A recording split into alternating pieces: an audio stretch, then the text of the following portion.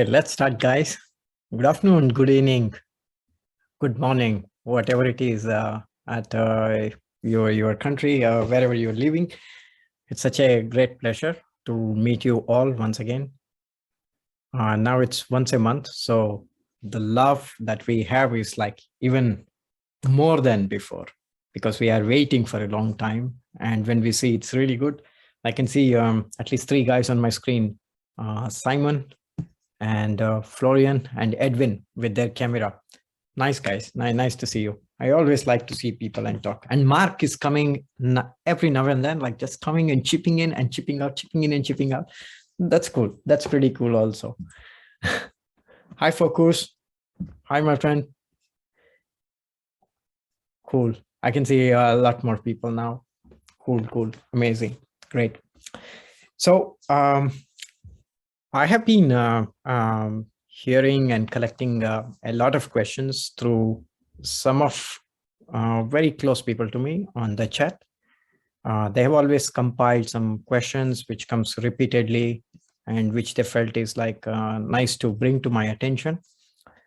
In that one, definitely we have selected few after a lot of discussion. But I'm pretty sure it covers 99% of all the questions that people might ask or what you might have in your mind. These are the very important questions. So yeah, so let's like open my own questions, which I have formulated myself, which covers every aspect, which covers every single doubt or questions or concerns or issues or whatever it is, which covers every single thing there. So I will go one by one. Actually, my own list is having 34 questions.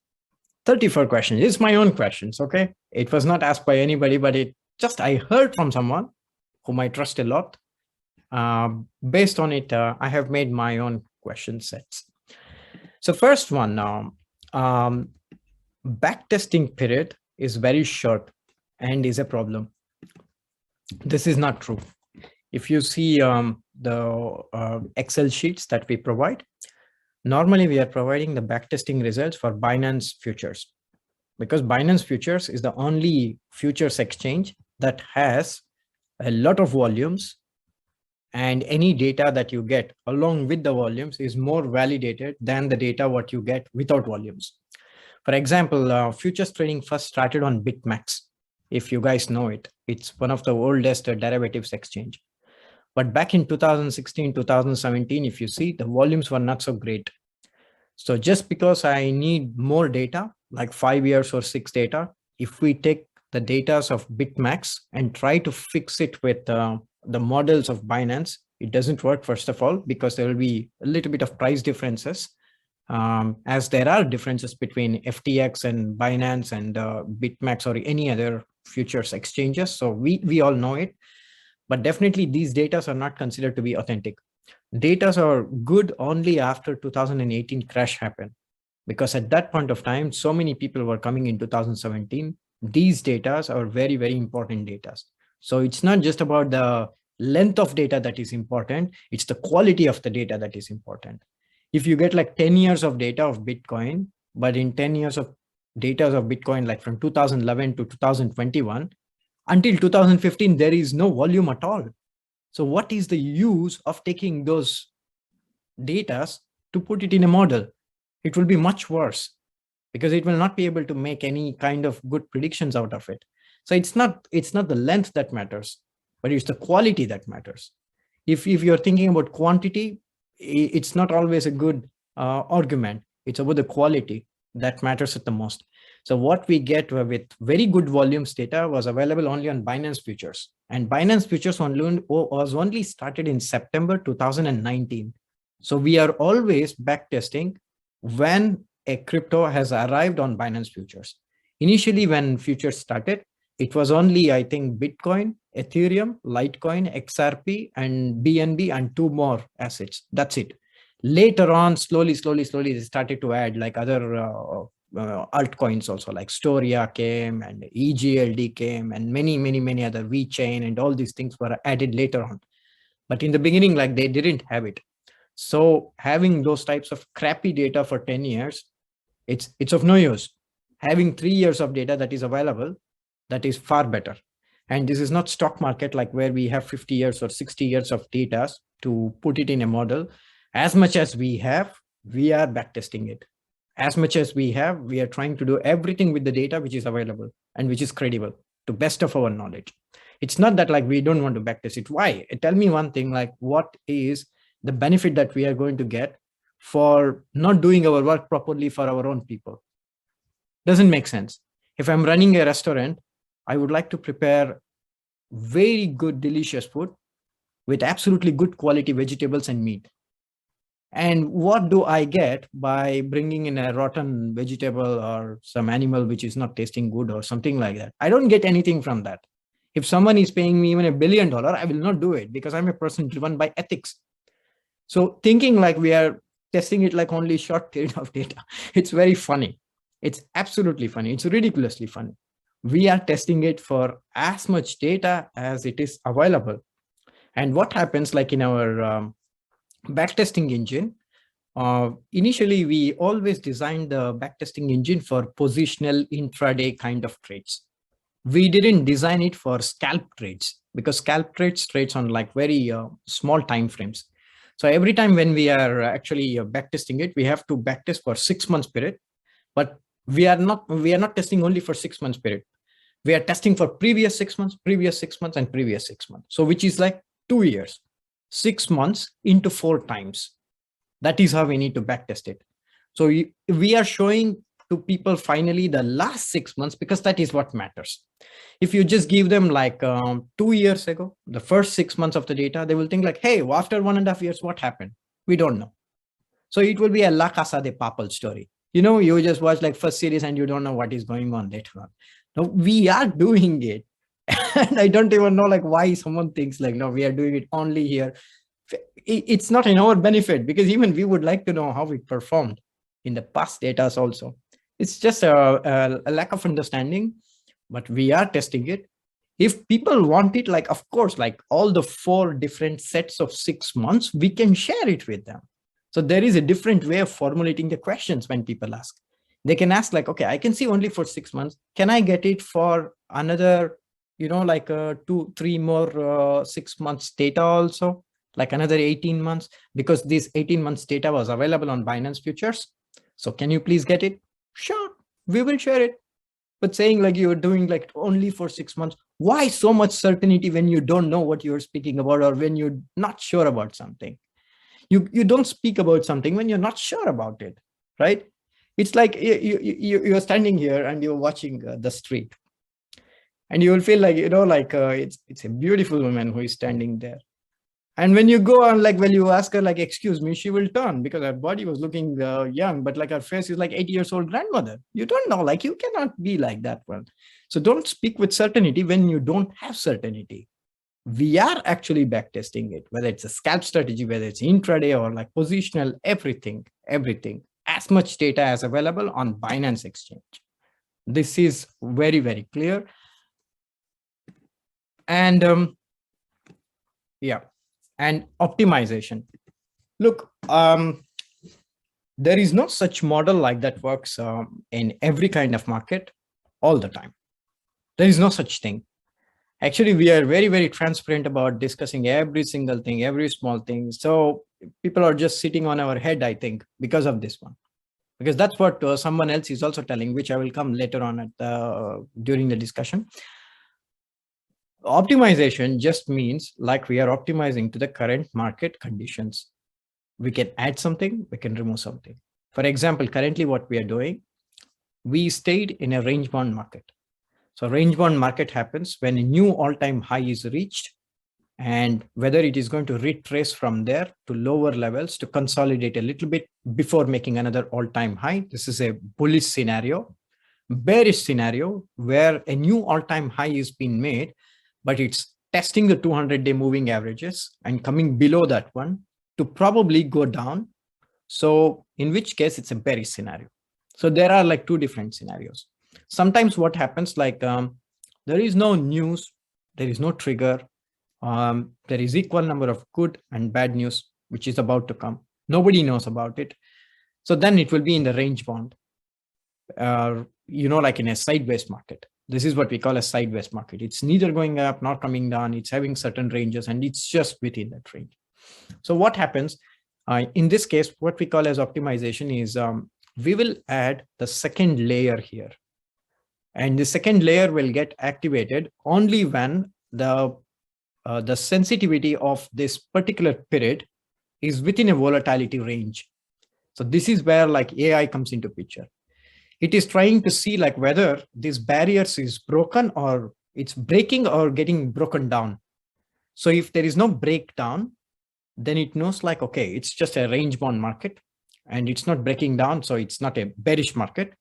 And if it's breaking up, then it is a bullish market. So if these two parameters between like bullish and the bearish scenario, if it is just hanging around within this range, then this AI is going to exit before itself or tries to book the profit before itself. It's either like cutting the losses at the minimum or cutting the profits at the minimum. So this is what the layer that we are trying to implement it. We have already successfully implemented it for Ethereum. We are testing it in the live conditions. It's doing better than the current models. And over optimization is going to spoil the models also, because models are good. It just needs some kind of trend. If the trend is there, like it will perform good. Right now, the trend is not there. It's in the sideways market. So when it was at like 59,000 or something few days ago, everybody thought like, okay, after the CME gap, it's going to be, everything is going to be fine. It's going to move up. But what happened? You saw it going to 40,000. So these kind of scenarios can always happen in the market. This is the reason like why we need to like completely test and see it. And currently we feel like only optimization is necessary in Ethereum bots, because in no way, in no parameters, they're really doing good. And we need to address this problem. And that is why we took Ethereum as the first model to make all the settings in that one so that it gives a better results. And it is already giving with the current optimization. Normally in the wealth management companies, whenever they optimize something, whenever they bring, when they optimize something, they will watch it for 1 month. But when they bring a absolutely new algorithm, they watch it for 6 months before putting them into productions. But here we cannot do that one. We have to bring it and we have to constantly watch it. We have to constantly tweak it if it is possible, or if it is necessary. Necessary is a real word. It's not the possible. We can always do that. But whether it's necessary or not is a real question. If it's not necessary, we don't need to overfit that one. If we try to do something which is not required or not necessary, then that is called as overfitting. This will give a very, very bad result going forward. So too much optimization is not good.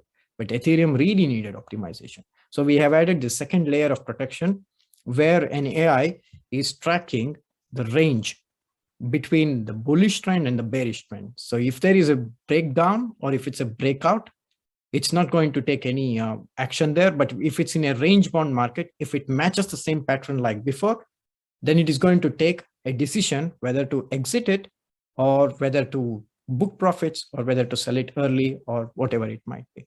So this is how the optimization is working. And this is what we are trying with all the bots now. I mean, Ethereum, BTC also a little bit, we are looking at it like some of the models, like not all. BNB, I don't think it needs, but we are just adding an extra safety layer. That's what we say as like a small optimization. It's not like largely the algorithm is fine, but like we just need to add some smaller things, smaller changes, which is fine. And other bots like Solana needs a little bit of twist also. I mean, like Solana and Ethereum needs a similar amount of work as far as like making them fine is concerned. But all other things are like fine, which is working within our, like expectations and what we are seeing globally as. Just because something is having 3 trades, like, no, we can't change it. Sometimes it can be in drawdown for 15 days or 1 month also. It doesn't mean it needs optimization. Absolutely not. We have to compare the underlying asset and the strategy. If the underlying asset is trading within a range of 20% or 30% or 10% or 15%, you can't expect a strategy to go drastically beyond that one. It cannot be like 5 times, 6 times of it. It has to give you opportunity. If it is not giving opportunity, then it's not going to work. In this kind of sideways market, Mean reversion strategies works very good, because mean reversion strategies means making small profits many times. But if there is one loss, it will wipe out everything. So in cryptocurrencies, mean reversion models are the worst ones, because here it can pump or it can dump very hard anytime, like it happened quite recently. At that point of time, mean reversion models will lose all the profits that you have made. It's only the trend following models that works for cryptocurrencies. In stock market, they combine both of them, because there you can have both scenarios. S&P 500 has performed so well in the past 10 years. It's been like only one way up. It's bullish. There has never been like like a lot of volatility there. But in crypto market, it's just going parabolic. In this kind of scenario, we cannot really apply mean reversion models here. What we are planning is, which is there in the roadmap already on the white paper, when we have this factory of strategies, we will mix that one with 80% of trend following strategies and 20% of mean reversion strategies. Together, they make a strategy out of it, and they will create a proper hedge out of it. Looking at the risk, volatility, all these factors into consideration, they will make a good decisions. But this is not something like we have to try it now. Right now, cryptocurrency, broadly speaking, it's very good for trend following. So trend following strategies is what we have. And that's why you see like when TP is hit, it's 14%, 10% or something, but losses are always small because it's trend following. That's how it works. So this is about optimization that I wanted to speak about. And there are some things like which we are considering and already working on. For example, new execution engine. New execution engine is very important because the current execution engine is not so fast, first of all, and it cannot do many things. And we cannot actually develop the same execution engine into something else, because the architecture in the beginning, when we started with this execution engine, we didn't create that kind of architecture for changing it or like adding new features or something. And it's good we didn't do it, because it would have been a big work, and probably it's not the fastest one anyway. So right now what we are building will be a very fast one, which is already like a 70% completed. We will be once again way ahead of our schedule. And then once this is completed, we will be testing it for 1 month or 1.5 months properly, like under different scenarios in different market conditions with different altcoins, with main frontline coins. Every kind of stress test will be made on this one. So once we are confirmed that, okay, under normal conditions, these execution engines are perfectly performing, they're executing the orders properly, we don't have any problems, then we will try to add more features like trailing stop losses. And we will also give you opportunity to set your own target prices, to set your own stop losses, to set your own trailing stop losses. So what bots will be doing is like just the signal, absolutely the signal.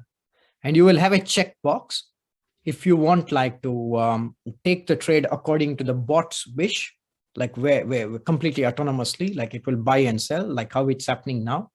But if you don't check the box, then you will have an opportunity to set your own targets, to set your own stop losses, to set your own trailing stop losses.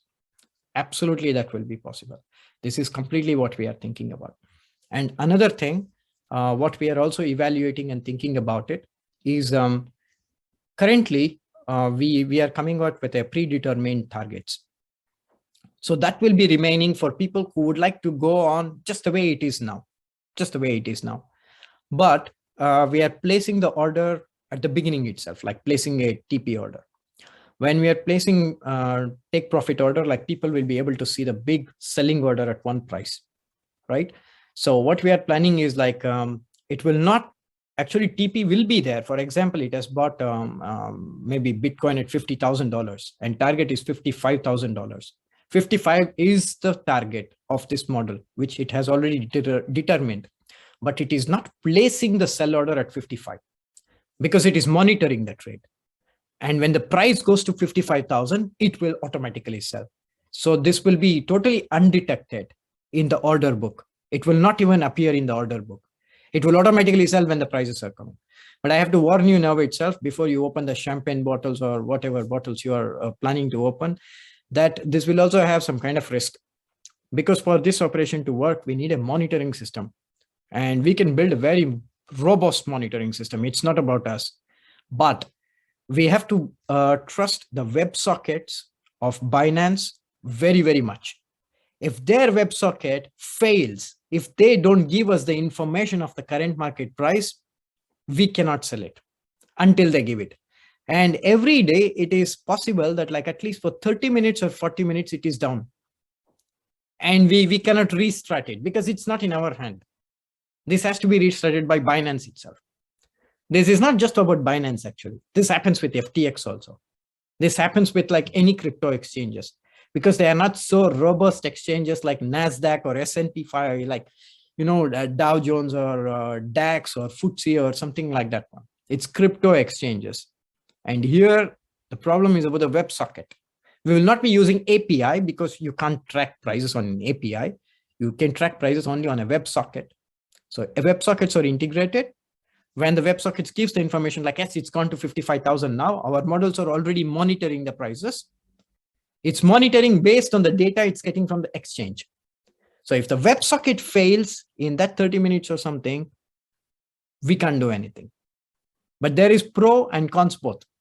Pro is the orders are undetected. It's not coming on the order book at all. It will not be listed on the order book because it's off the book, and it goes on the order book as a market order directly when the prices are there. But on the negative side, it depends totally on the competency of the exchange WebSocket. If that infrastructure fails, we can't do anything. So this is what like everybody needs to know, because it's very easy to propose solutions, but the people who are proposing solutions are like this kind of new, you know, like things. They don't know the technicalities of it. It's like just saying like, you know, like, I can go for trekking on Himalayas. Yes, like they will go on barefoot or like with just a pair of Nike shoes or Reebok shoes, but that's not everything. You need to think about the cold. You need to think about the wind. You need to think about the food. You need to think about your survival. You need to think about like how you will climb on a snow. There is a whole lot of things that is involved. So that is why we need to think about this one. We can make this. We are making it. In fact, like we already have started in this direction to go undetected, to place the market orders directly when the price is touching there. But there is always this risk, which everybody needs to be aware of, because this is, once again, this is not from the B-cube side.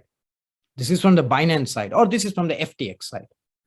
We can do like some more things after doing a lot of research, and we had a call with data providers like ICO, which is a very big French company, which is into data analytics. Like they provide data for this one. We can have data from ICO. We can have data from one of the startups like from Serbia, like whom I met quite recently at the Brussels.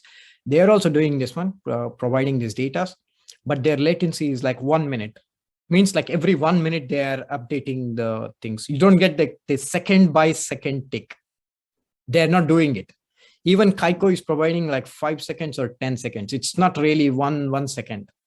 You don't get that kind of data. So if somebody can get this kind of data, like tick by tick every second or every split second, I will be very happy to get it from you. Because as far as I am concerned, I've tried with all the top providers, because there is no biggest provider than Kaiko, in my opinion, in Europe. They're the biggest one, and they're not doing it at the moment.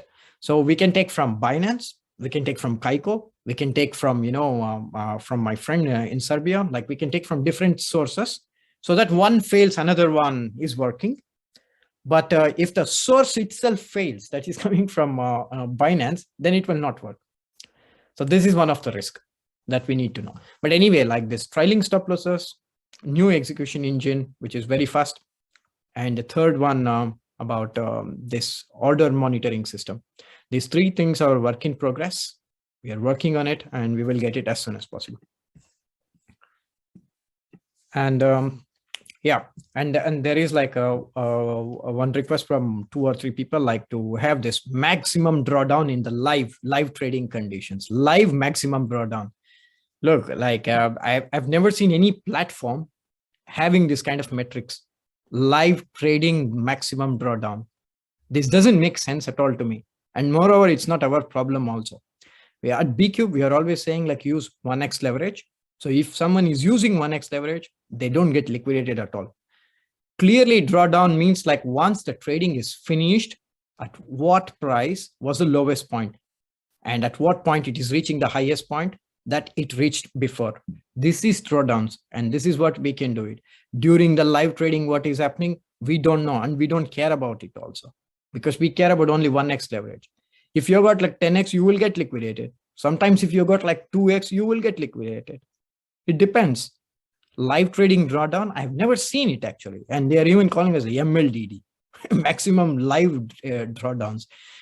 Never seen this metrics. If you've seen somewhere, like again, like I will be very happy to see it. Like if you show me 3 platforms who is doing this one, then we can think about it also.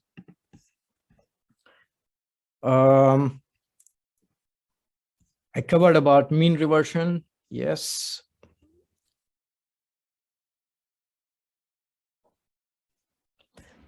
Yes. And there is like another thing like which people are doing, which is a mistake. Imagine you are already on a bot and you are using it like for 1.5 months or something like that. And then like you get frustrated and you are going for another bot. Like, Cardano is not good. Like I will go to XRP now. Like, look, don't do it. Don't do it. You don't know when what is going to happen. And actually in this week, many people have already wrote emails to support. I don't know why they are writing it to support, by the way, but they have written it that they not only recovered all the losses that they made in 2 months, but they made extra money also. They have written it. And you know, like these are the people who never changed anything. They were sticking to what they started with, and they were just there with the same leverage, which I said even in my previous webinar also. Don't change the leverage and don't change this bot which you are using now. It will do well. You just have to wait. Just have to wait, because all it takes is like just couple of good trades and you are good after that. Just need to hang on there. If you keep, you know, like rolling from one to another one to another one, and when you leave it, the previous one works good. So you will go to something else. And then the previous one again is starting to do good. Then you will come back. It will not do. So you will go confused. And that's not the right approach. You need to be there in something and just be there for some time. Just be there for some time. And then you will know it, like whether it's good for you or not. So constantly changing is not a good idea. And testing the waters, like this testing the waters concept, like I never get it. You can test the waters, but when you're testing the waters, like don't start with high leverage. And then like when you start to put the money, like even more leverage. That's not even practical. You should not do such things. And moreover, like you don't need me to say that one. You should just know this. No, simple math. When you're testing the water, when you put like $1,000 with 1x leverage, just try to see like how it's working. And if you really have the steel balls or the diamond balls, which is glittering completely, you know, it should be glittering actually. Once you are taking the shower, or if you're on the beach, everybody should be seeing only that place because it's so glittering. It's diamond. And if you have that kind of diamond thing, please go for leverage. Just understand what I'm trying to tell you here. Leverage is not for everyone. And you know, like when I call, what is that? Wannabe SPF and pseudo quants. You know why I said that one? Nobody asked me why I said that. Nobody is asking me why I am saying what I am saying, but they're saying I am saying it. That's not the right way. You have to ask me why I am saying that, and then I will explain to you. There is one innocent guy, actually. This guy is my childhood friend, and I didn't even know that like he is the one who is using the platform. He came very newly to our platform. He saw someone, I will not name any of these people. That's not my thing here. I just want to make point here. He just saw someone saying like, 3x is absolutely safe in this one. It's absolutely safe. 5x is like risky, but 3x is fine. And 2x is also fine. Like I've seen it. I have, I know this one. And that man actually, like he's in Europe now. Like he's just my neighbor because he works in Vienna. He's very close to me. And then he said, like, by seeing this one, he felt like someone who is there for a long time. He's an expert. And he said 3x is safe. Really, he put 3x, and exactly in the next trade, he got into drawdown. And when they were like 6% down, 6 into 3, 18% down. And he was like 18% down. Wow, he has never seen these things before. He didn't know anything. Of course, he is also not innocent. I know, like, he will be watching this video later on. Like, anyway, we are catching up this week, so we will speak about that one. But he was also a little stupid. I told him that one. Like, why do you believe like what you read online?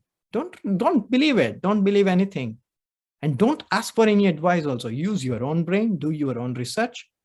Or now, how much money you lost? You lost almost 18% of your money. Why don't you spend $100 or 100 euros? And a good financial advisor who will explain to you after showing the backtesting results, which one is good for you based on your age, based on your risk appetite, based on what you're really looking for in a strategy. They will study the Sharpe ratio. They will see the Sortino ratio. They will see maximum drawdowns. They will see the variations in the trade. And very good financial advisors can tell you, like, okay, for your age, for your salary, for your risk appetite, use this one. This is good for you. They could have done that one with 100 or 200 euros, and now they lost 1,000 euros. And they still keep listening to these things. This is not the way you will build your wealth. If you want to build your wealth, trust in your intuition, trust in your intelligence, or trust people who know about that one and who have done something with that. Not someone like who is also experiment like you. I've never done that one. I made all my wealth in my business like doing this one. Exactly. I'm not saying like I'm the most smartest guy and I know everything. That's absolutely not true. I am not that. I'm having a bit of intelligence, but what I'm very good at is finding someone who knows better than me about that particular thing. And I will completely learn anything from him. If I have to go to a particular business or something, when I started my own bioorganic business, I didn't know what is a bioorganic business. I didn't know like what is farming. I didn't know any of these kind of things, but I had a friend whose family background is in agribusiness, was completely with them, always trying to understand what can be the challenges, how it comes or something. And that helped me a lot later on. So you need to ask someone who is a financial advisor. Don't take advice so randomly from anybody. Anybody who is telling you like 2x is, like safe, 3x is safe. Definitely it is not. Don't do that. And when you invest money, for me, what is important, I will tell you. In 3 months, if you're making 25% returns, and if you tell me like, oh, just 25% three months returns, like, okay, and how much the underlying asset is giving you the returns? If the underlying asset, which is Bitcoin, if it has given you like 30% returns and you made 20% returns using the strategy, that's not good. I agree with you. Because why should you use even the strategy then? What's the whole point? Isn't it? The strategy should earn more money than buying and holding it. That is the importance. And that is what I call as outperformance. And if there is outperformance, and that's enough. If you're making like 3x, 2x, and if you don't have that shining diamond balls, which I spoke about, which is shining when you are in, like Mallorca beach, completely, everybody are just looking at you because it's shining so much. Until you have balls like that, don't go for leverage. Absolutely don't go for leverage. Many a times, like I take, like 5x leverage or something with my own trading stuff. And because the DASP license and, like regulation says that when we give a strategy to public, we are not supposed to trade with the same strategies, with the same models. We're not supposed to do it. So if we keep it for proprietary, we can do that one. Currently, sometimes like I'm, like seeing the models and seeing the things and I'm manually doing something. I can do 5x also sometimes, but not more than that. But 5x, like I won't say that like I'm always successful. I have something on my Binance account, which I can show you later on. I had the 76% winning ratio with my own trades from the past 1 month. 76% winning ratio, and I made it. But if I lose like 10K or 20K tomorrow, that's nothing. That's okay for me. So it depends like how much you can say like that's okay for me. Fix that one okay for me, for yourself, and set your leverage based on that one. If you set too much thinking like, no, you can become rich very quick, doesn't work that way. Money goes very fast, but it doesn't come back in the same way. This is the hardest lesson I have seen in my life. It can go like this, like in seconds, but if it has to come back in the same way, it won't. So be careful when you use the leverage. That's why our recommended leverage is always 1x. 1x, beating the buy and hold. If we are beating the buy and hold, that's good strategy for us. This is the benchmark for us. This is the metrics for us. And if you have some other metrics, that's good. But try to take care of this risk, please. I'm just requesting everybody, try to know what is the maximum risk that you can take. Based on that, set your leverage. If not, even 1x is also good. Build the wealth slowly and steadily. That's much better than trying to build something very fast and not able to make anything at the end. That's very terrible, right? And why we were thinking about trailing stop losses. Because many people were asking, it seems. My admins were forwarding me that one. And that made absolute sense to me. You know why? Because I'll tell you my own experience. And as a trader, I'm saying like, as not as a company owner at all. I'm just telling you as a trader. Maybe you have the same experience or something you can share. For me, when I buy something, immediately if it goes down and hits the stop loss, I don't feel bad at all, actually. I don't feel bad at all because maybe I made a bad decision, so I can learn from next trade. But if I buy something, it goes up almost close to the target and it comes down and hits the stop loss or like negative trade, that makes me cry. Really, that makes me cry because I saw the unrealized gain in my account. And that unrealized gain, it's like, you know, I tried to catch it. It's not there anymore. It's like you're trying to catch a snow. And when you open your hands, there is nothing. That hurts a lot. And for that reason, like really, it makes sense to have trailing stop losses. And that's why we are developing this kind of thing so that it will be very efficient, so that we don't lose out on the gains that we are already making. Manually, if we are doing it, we can take some decisions also. But without doing it like manually, like right now, it's not possible. So we will automate that also, like trailing stop losses. We will bring it. We'll absolutely bring it. So that's what I wanted to say a little bit about 1x leverage also. As far as I also heard like from my admins that some people were asking like we need to add a risk, you know, like thing like quiz or something like that. Look, like we follow the regulations, which is called as CFID, which is a new one which is coming to Europe, like which all the financial institutions, like directly or indirectly, like whoever is there into this one, they have to follow, it seems.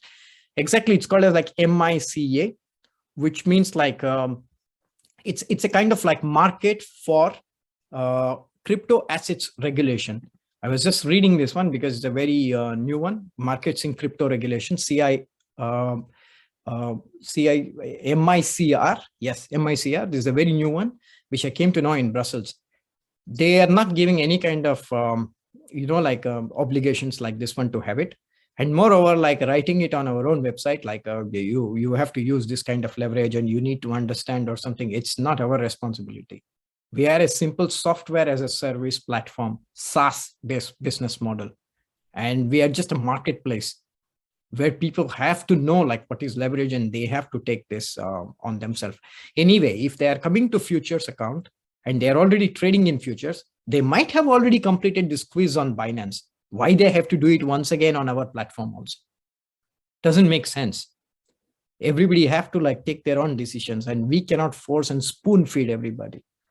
So please take care of this one. Please try to know your risk appetite and don't try to lose so much when you can't afford to lose.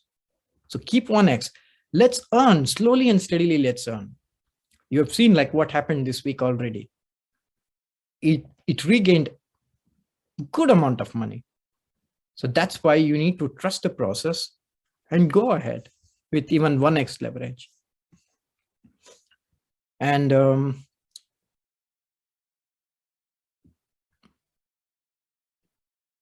yes. This is like another question from, you know, like it seems like this question came at least 5 times because my admins and all the people like who are there, like they will keep writing me these questions. This is the questions from, like Boom Boom Buffett's and this like wannabe SPFs. I'll tell you why I'm saying this one. They're telling like, oh, why do we need new, like execution engine? Why do we need new crispy website? We just need to concentrate on optimization and do nothing else. Wow, amazing. Love it, really. Love that ignorance. It's like saying, like I will go out of the home now. Right next to my house, there is a Tesco. And I will tell to this Tesco people, why are you working in Tesco?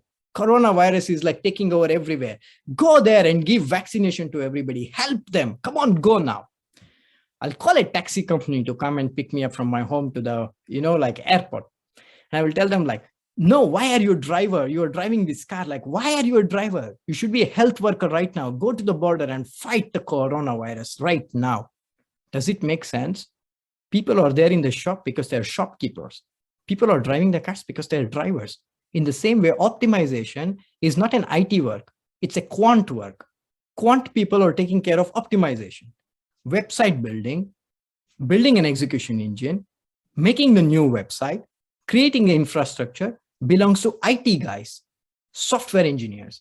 And software engineers has nothing to do with quant works. And if I say to my software people like, what are you doing? Why are you building this one? Like, go optimize the bots. They will be like, what? What are you saying? How can we do it? What is that one?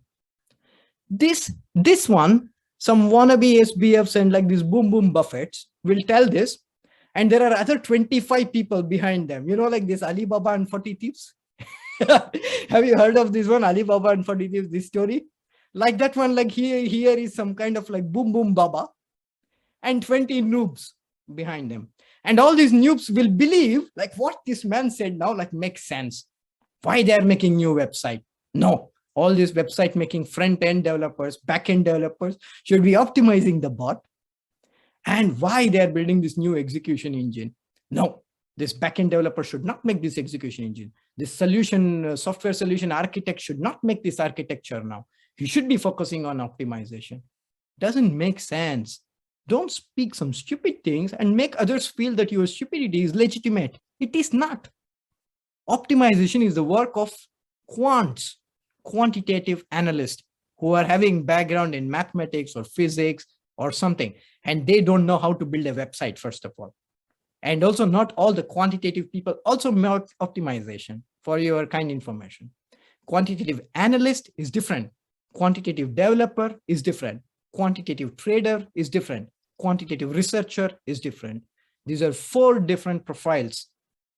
And each profile have their own functioning here. Not everybody is doing optimization. For example, we have a quantitative researcher. His expertise is in NLP.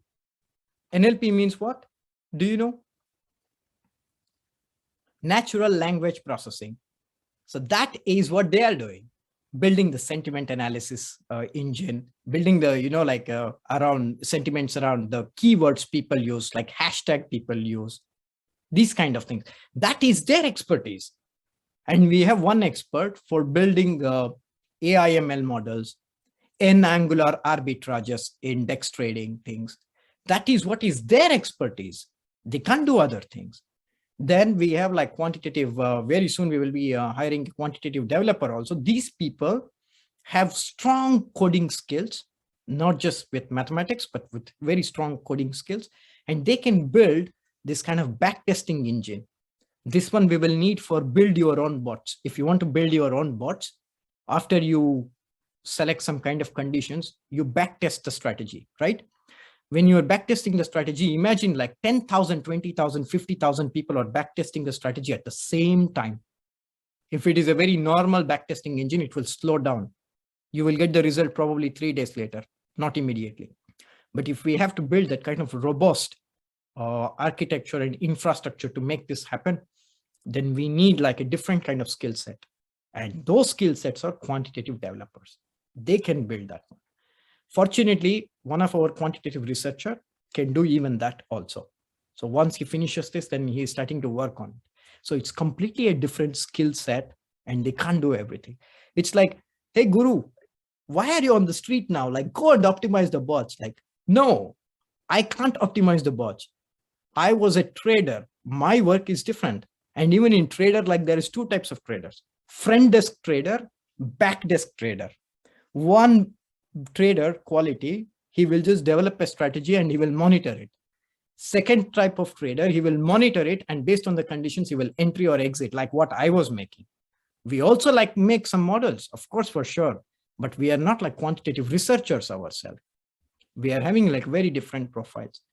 So whatever IT things we are building, that is for the infrastructure of the company.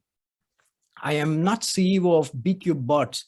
I am CEO of Achintya Global Holdings SAS. This is the company. I need to think like overall development of the company. I cannot think like only one aspect of it. There will be sentiment analysis, which will be coming on the platform very, very soon, where you will be able to see the graph. You will be able to understand the sentiments. And we have built it in such a way that you can predict like what will be the future in next few hours now itself by seeing the sentiments.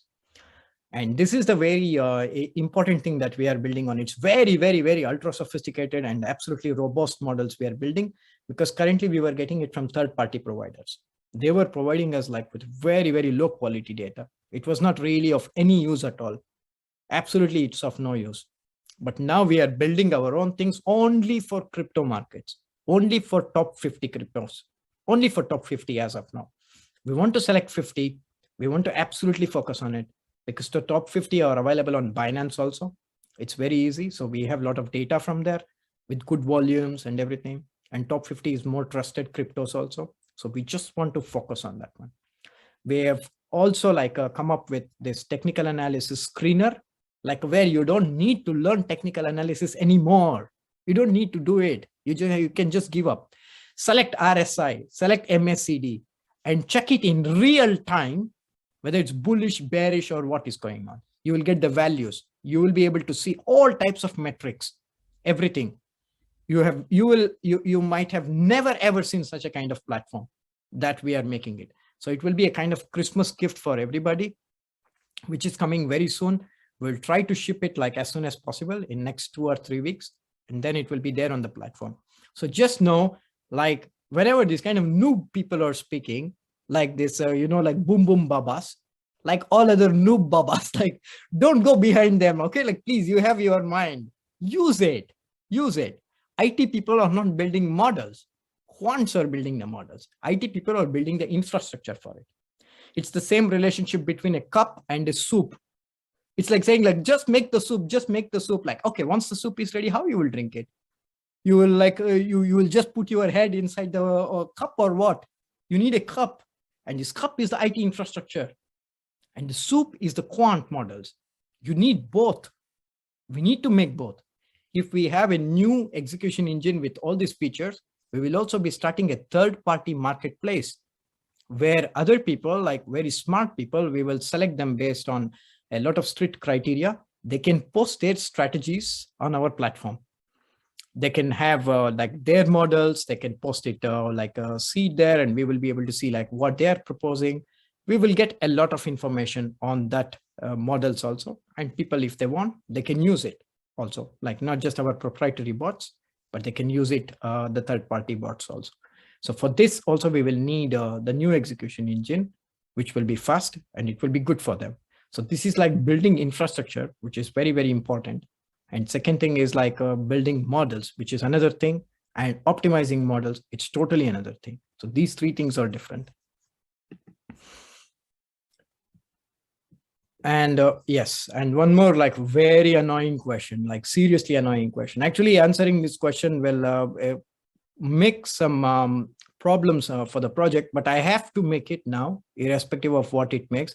Otherwise, this kind of, like, I don't know, like what I have to call them as, like, because I don't have any other name, like pseudo quants is finished, boom boom buffet is finished, and all these are finished. Like, I don't know, maybe you can come out with some name for these people. Always asking like, why not Discord server? Why not Discord server? Like, why Telegram? Why Telegram? The reason is very simple. Most of the users who are using B-cube bots, they are not on Telegram. There are very few people who are using B-cube bots who are on Telegram. And all other people are token holders. Maybe they came after seeing on ICO drops who could get and who could not get during the IDO. I don't know. Or like most of the people are like token holders. I mean like 2000 people or something, but not all of them are using the bots also.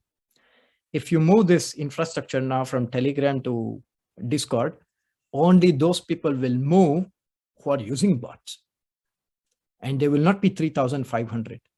It will be a small number. And when you go to any exchange or any kind of partnership, the first question they will ask you is like, how big is your community? And if you tell like, okay, we have a vibrant, very active community on Discord, they will be like, wow, wonderful. And how many people do you have there? 300. You know what they will tell me? STFU. Exactly. This is what they will tell me. And do you really want it? You think like I'm so stupid that like I will not think it's so easy to be on a Discord and to handle all these things like a channel by channel and everything. I know, of course, it's easy. Why do you even think I'm so dumb? Actually, that one hurts me a lot more than the question itself. That it makes me feel like I'm so dumb, like I cannot think about this situation. I'm thinking 10 times more and 10 times more faster. I know this will be the consequence. If we have like 300, 500 people there, I'm very conservative here giving this number. But anyway, like even if we have like 300, 500 people, that will not be enough for exchanges. Right now, like when I said to Hotbit, like there is 3,500 people, they were like, it's decent. Okay. And then imagine like if we are showing them 300, 400 people on a Discord server, and we say that like, look, this is our community. Congratulations, you achieved something very great now. You just destroyed your own opportunity to be somewhere. Think with a lot of intelligence, please. And you will understand like why this decision was not made. If you're again like pressing again 1,000 times, like everybody is saying like the same question comes from same people, like why Discord, why Discord? This is the problem. There is some discord here about Discord servers, which everybody needs to understand. Otherwise, we would have moved there long back. Look, Telegram is not paying me any money to be on Telegram. And I don't hate, like Discord because it didn't rob my girlfriend from me. Why should I be even like, like having any problems towards anybody? I don't have. But it is the situation, it's the business strategy. This is the current, like needs for us, which will help us to do something. And that's why we need to be on Telegram for now. Once we are like considerably, like 10,000 or 15,000 community, out of which even 30% of the people, if 5,000 people are really actively, discussing and everything on Telegram, then we will make a transition towards Discord. That will make a lot of sense when you have numbers. When you don't have that numbers, doesn't make sense at all. It will be just like, like a chatting thing, and we will lose a lot of opportunity. So please keep in mind, and whenever someone speaks about Discord, like please let them know about this one. And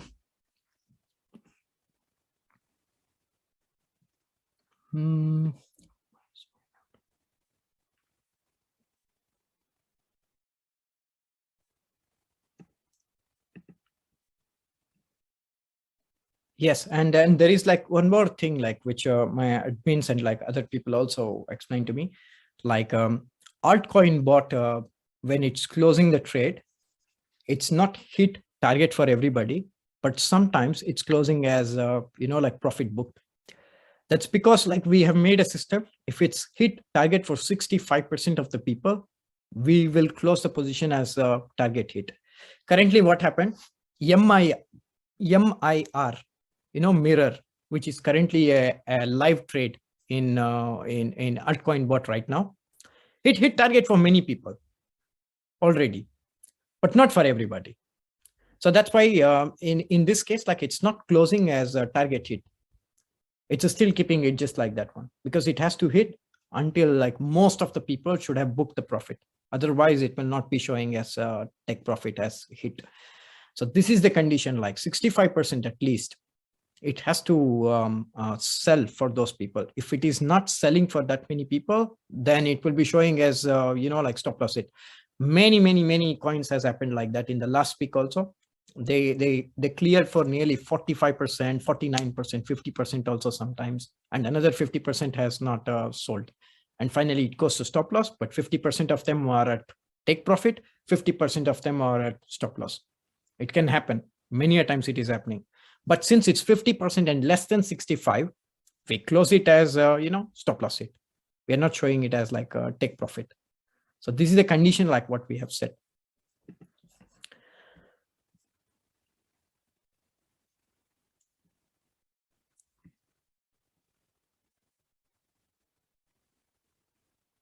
Yes, and this question also keeps coming in, like $50,000 of staking. Is it for like only 5 bots? Look, if you don't read the white paper, then you will not know the complete, like a vision of the company. If you don't know the complete vision of the company, then it looks like that for you. And you really need to read the white paper at least once. Take some time and read it. What is there in that one? What is included in that? You just have to read. For example, now an Angular arbitrage bot, once it's coming on, we're developing it on Ethereum, but also on Polygon MATIC. So once this is ready, this will be available only for tier 4 and tier 5. It will not be available for less than that. So this is a very unique opportunity. It's something like front running bots. It makes profits like at least 95% of the time. It's almost like a short thing. So we are making it possible for people to invest who are in the, like higher tiers. Not just that one. Almost we have closed a round of VC with one of a very good gaming NFT project this week. And I'm almost signing probably today or tomorrow on the SAFT agreement. So we will have our first VC investment also, wherein like tier 4 and tier 5 people will have certain percentage of guaranteed allocation, and rest of the people like on the tier 3 or little bit percentage will be there. Tier 2 and tier 1 will have kind of lottery system or something. We just have to think about it, but we are getting good offers now. So we are thinking about all the possibilities. So this will also be, like another use case for the tokens. And then another use case of the token is, again, like you will get access to, like this live technical analysis screener, which is very interactive and very addictive, to be honest. And you will also get like sentiment analysis, graphs, and many more things. If you buy all these things from the people who are already making it, just like sentiment analysis from CZAM or from Kaiko or someone like that, it will cost you like thousands of dollars if you just want to get these kind of graphs and everything. That is, like being given as free, literally, for everybody. So this is an opportunity of making use of all these kind of different tools to make more informed decision yourself. So it's not just for bot. Bot is not even like something like it's a core business or something like that. There'll be many more things which will be coming, many more things. Slowly, one by one, we are going, and we'll slowly reveal like more use cases for the tokens. But still, I hear a lot of things like, oh, incentivize more. What is this incentivizing more, boss? What are you speaking about? There is like APR returns being given on MantraDAO. You're already getting free bots. You will be getting like this sentiment analysis tools and so many other things. What more incentivizing is necessary? This is just greed.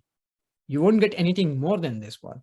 We're giving in the platform, and that is good, and that is enough. So don't keep asking for more and more, like, can I get, like more tokens for this one, more tokens for that. It's not a charity, and we are not, like a dog token project, or like we are not other kind of things who keep printing the tokens to give it to everybody. It's not possible. So please, like, you have to understand already what is being given is very big thing. You cannot show me one single project in the whole crypto space who is giving these kind of things just for staking. You cannot show me one single thing. Even our competitor Kirill, they ask you to stake nearly 250,000 Kirill tokens, which is like $375,000. How much? $375,000. to get 95% discount on their bots. Just 95% discount on their bots. And for that one, you have to stake $375,000. Think a little bit, open your eyes, go around a little bit, make your own research. And then you can come to the conclusion, like how better you are in this place. And nobody is there in this kind of platforms to answer even this kind of questions. They don't care, but we care. And that's why we are answering to you. You have to see all these things, like, and when people keep asking, like, okay, can I get like more incentivized things? Can I get more tokens? Like what? Like token is like snowing or what?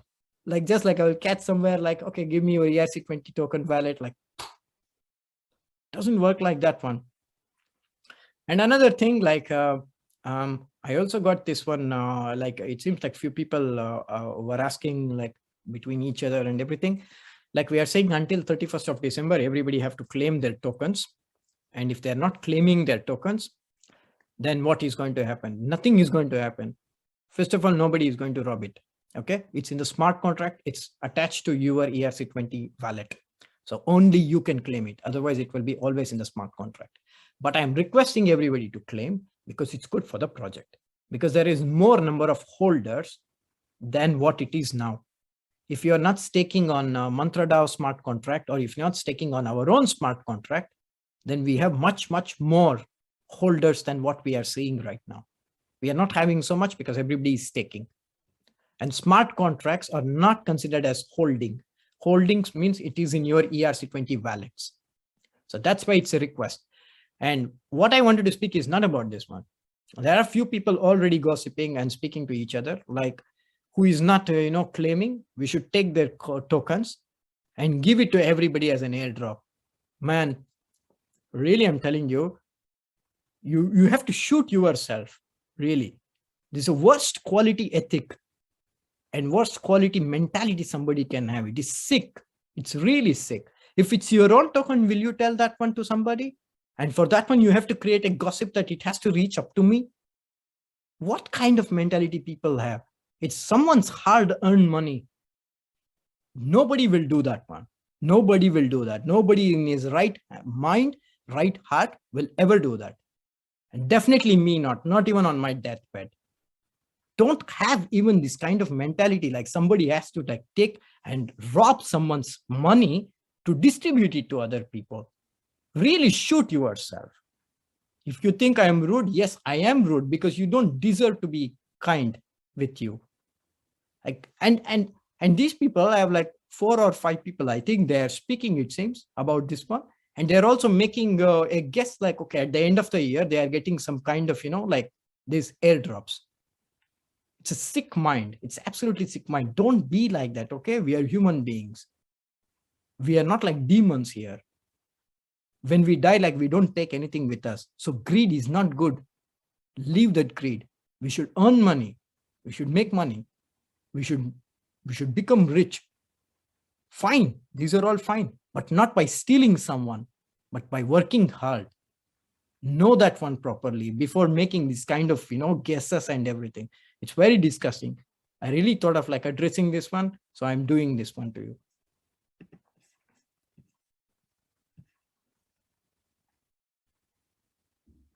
And yes. And like they and then there are like other type of people, like they belong to a very special category, actually, especially this person. I know who is this person. Like if I have to speak, I have a lot of things, but I will not, like comparing Tesla car technology with the trading models. Do you even know like what kind of Tesla technology is used in the autonomous cars?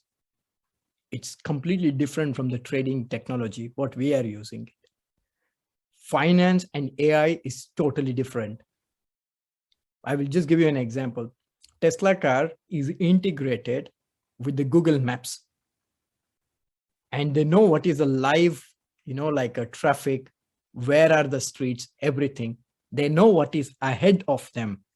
They just have to make like a vision recognition, object recognition, anti-colliding technologies, these kind of things. It's not like predicting a financial market. It's like predicting what Tesla is doing That's more easier than predicting the weather, because weather is a little bit more difficult than predicting this one. But predicting the weather, it's even easier than predicting the financial market. Because in financial market, next second what happens, nobody knows. It can be drastically different. But for a car, if it knows like in the next street is the right turn, because there is a street, there is absolutely 99.99% chance that that street will still exist when the car is actually going there. And if the street has completely disappeared, then that's a different story. But what is the chance of a street completely getting disappeared from the map? It's not possible. It's not the same technology. So saying such things, and some other people will believe like, wow, he's an AI jade, like really. Just because someone knows like, to write a few lines of code doesn't make you a data scientist, doesn't make you an AI expert. All AIs are not the same. There are people like whom I know, like who are in our incubator cells or somewhere else, who are also AI experts. They're into healthcare industry, predicting the cancer in the early stages and solving these kind of problems. And in the industrial things like trying to solve the problems of quality assurance. If you want to have Six Sigma limits with your, whatever industrial things that you are developing, then you need to use this kind of technology. But it's not exactly the same like how it works in trading. Trading works very differently. So you have to understand like these two things are totally different things. Some things may be different, something will be totally different, and there might be some similarities, but it cannot be applied directly like that. So these are two different things.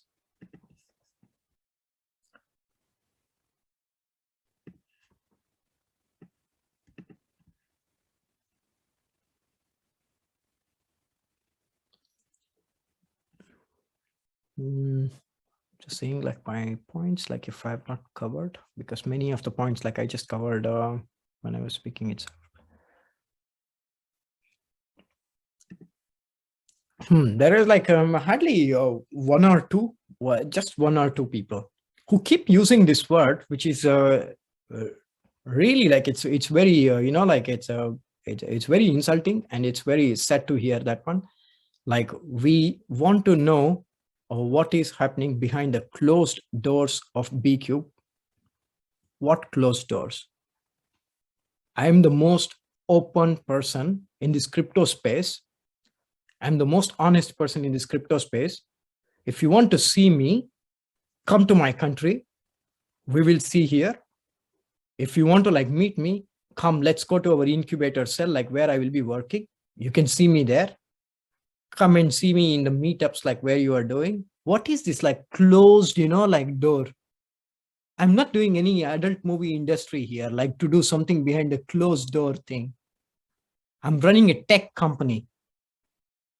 Everybody knows me. I've been recognized by European Union. European Commission calls me to present my project there. You think like they will just call me just like that? Do you know what kind of due diligence they will do behind my back? Do you know what kind of due diligence like DASP people are doing behind me now? They ask for the no criminal certificates. In the country of my birth, in the country of my residence, in the country where I have lived for more than 2 years at any given point of time, I had to give all these things. I have applied from all the respective ministries, got it apostilled, and everything is there. I have a big track record of being successful in entrepreneurship. Go and see my LinkedIn. Go and see my Twitter. I'm always available and I'm always live.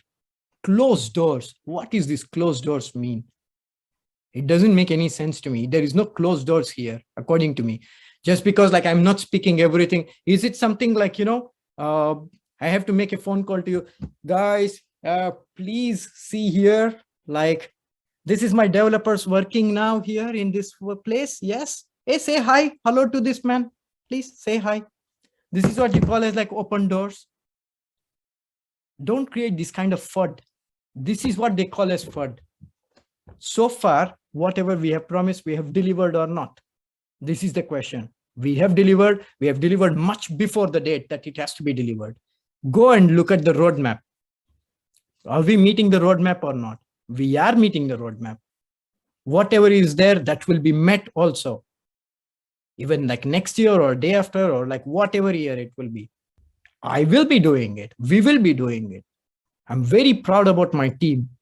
Really very proud about my team. Very proud about my programmers. They are not just doing like because they are getting a salary.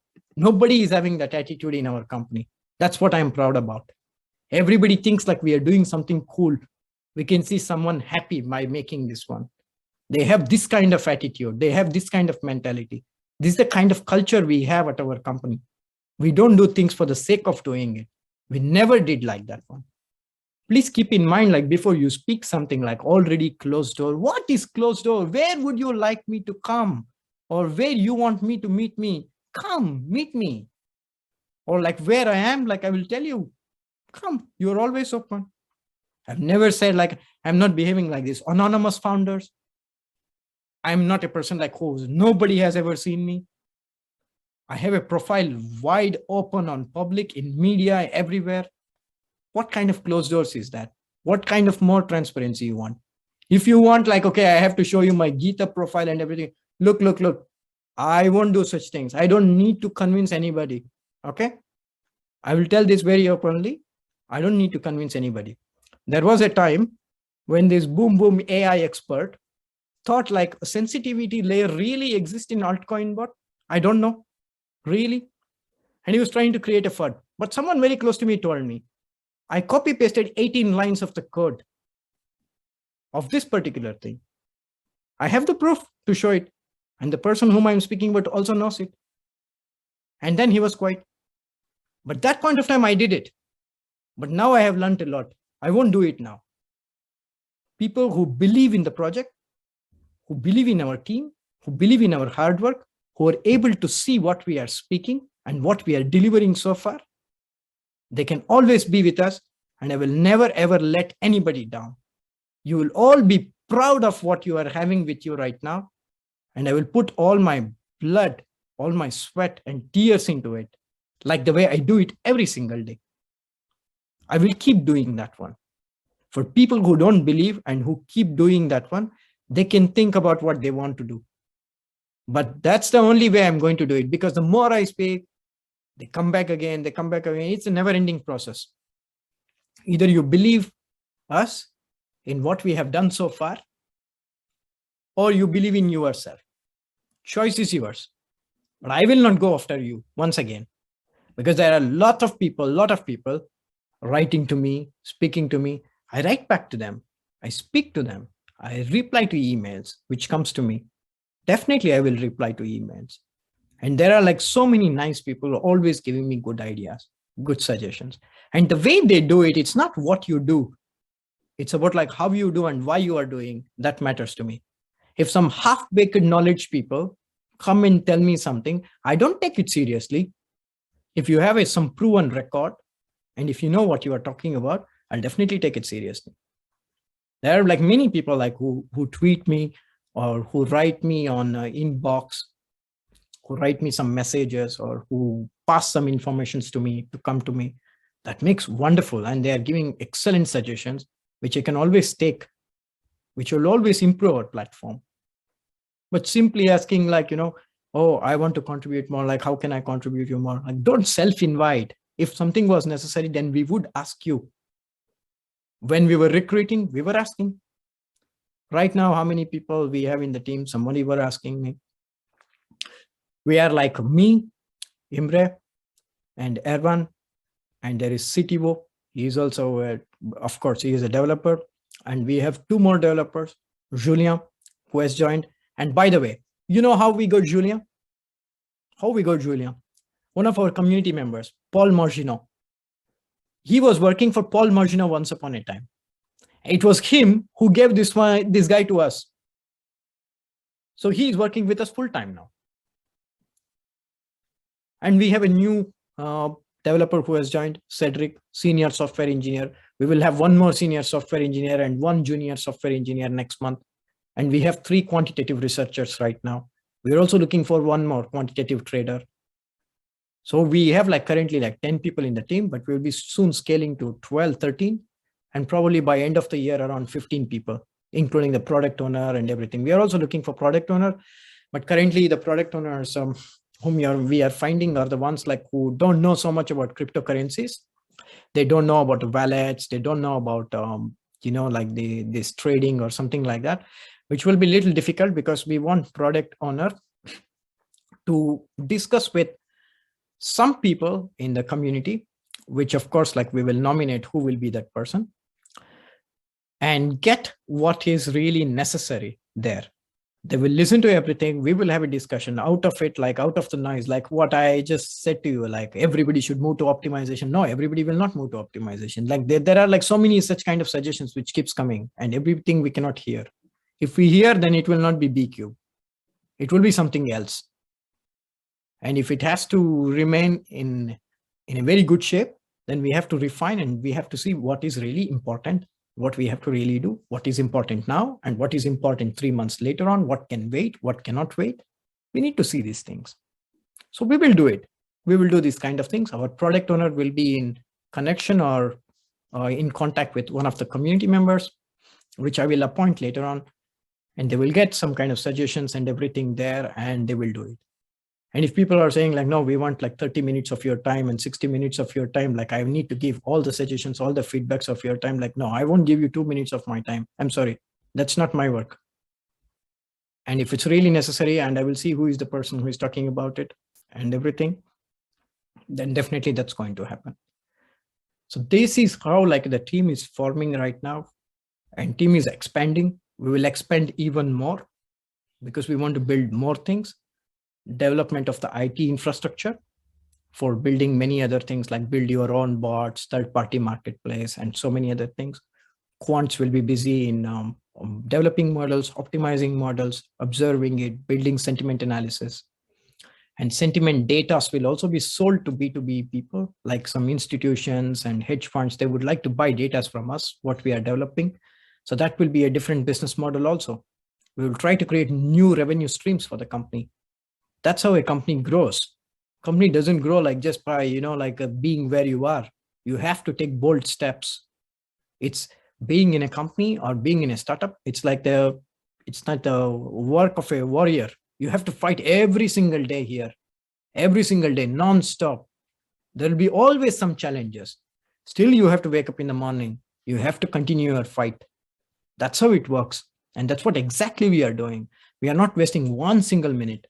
Many days, like I don't even have time to tweet. That's why sometimes you don't find me tweeting for 7 hours or 9 hours, because I'm absolutely focusing on it. Sitting with my quants, giving my, my point of views. I don't put pressure on them or something. If people are putting simply pressure on us, or like somebody else is putting pressure on them, it's not going to make it better. It's going to make it worse, because probably they will feel like, okay, I think like model is still saying like it's a buy, but like let's exit it. Maybe they will exit one day like that. And if they exit it, like afterwards, it can hit a target also. Or maybe they can do something like that one. That's why I don't want to put any pressure on them. They're doing their work. I should just allow them to work. And I can show you like some of the things, what is really, if you see it, you will believe it, like how to really see something in a strategy is it successful or not. So quickly, let me share my screen.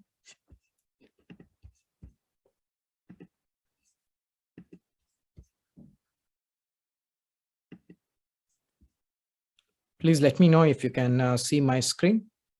Okay, cool, perfect. So let's do some kind of study here. Let's go to futures. Let's take Bitcoin, for example. As you all know, like Bitcoin is there since 3 months from the time we started.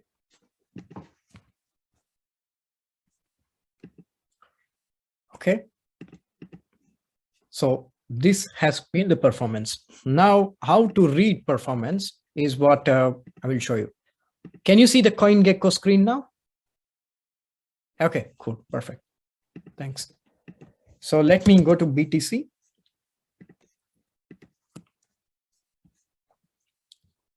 So this is how the BTC charts looks like. So we have to come like 90 days. 3 months. So at the beginning of 3 months, it was at 52,000, 51,000. And right now it's at 48,000. So 51,000 means 51,000, 48,000. It's a $3,000 difference, which is like approximately 10% down in the last 3 months only. And in the last 3 months of our strategy, for example, BNB positional trader has done 45%. Short-term trader has made 26. Intraday scalp 1, 25. Scalp 2, 21. Intraday trader, 9%. So it has beaten the buy and hold in the past 90 days. Next one, ETH. So ETH.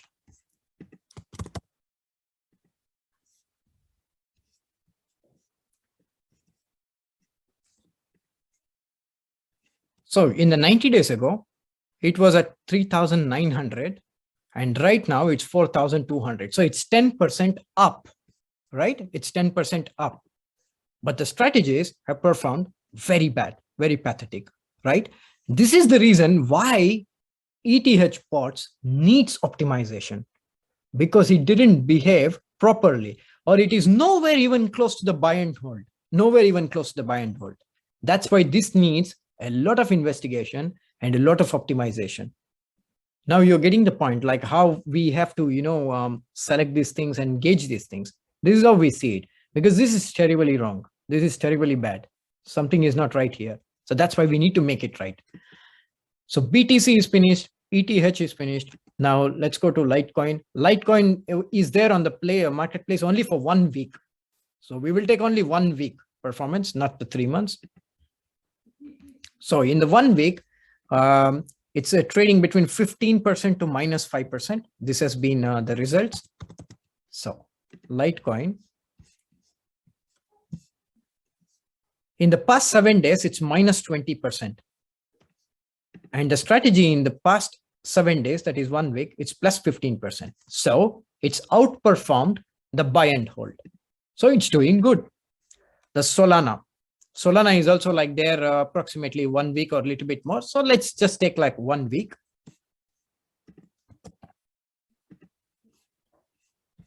Let's see Solana. So 1 week, it's down by 2%. And here we are still in positive. So which has beaten the buy and hold. And XRP. XRP also is there from the time we started staking for free bots. So 3 months performance.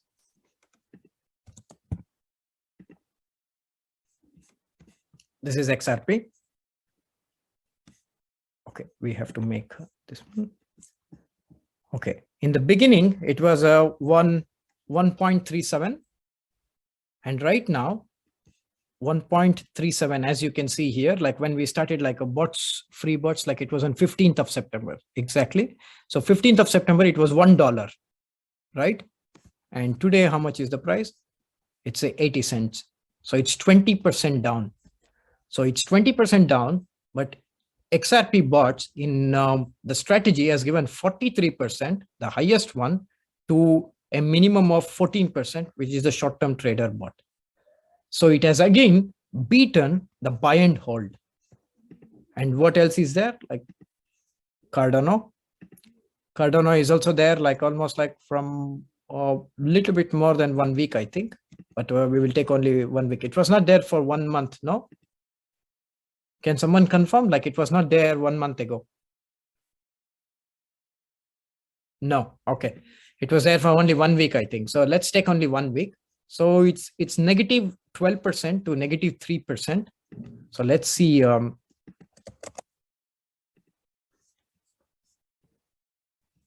Just 7 days of. In 7 days, it's -13%. And here we have seen like 12% to 3%. So intraday actually lost money, but it still performed better than buy and hold. but still it should not have been negative. I don't take this one into consideration, very honestly speaking. I would like to see some positive things here. So definitely we will watch it for more time frame, like 7 days, 15 days, 1 month, and something like that.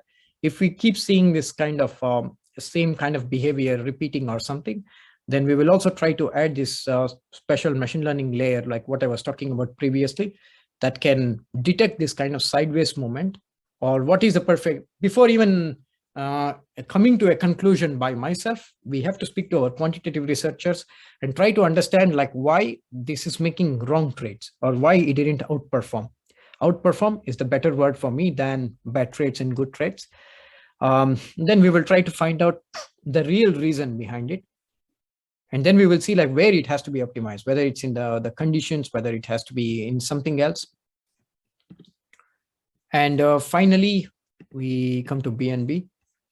So BNB is also there like for 1 month or a little bit over 1 month. It's there for 3 months? No, I don't think it's there for 3 months. On the first day bot got launched, somebody were on BNB? Can you say like yes or no? When bot got launched, I don't think BNB was there. Okay, bot was there, Gabriel, when BNB bot was launched 3 months ago. Okay.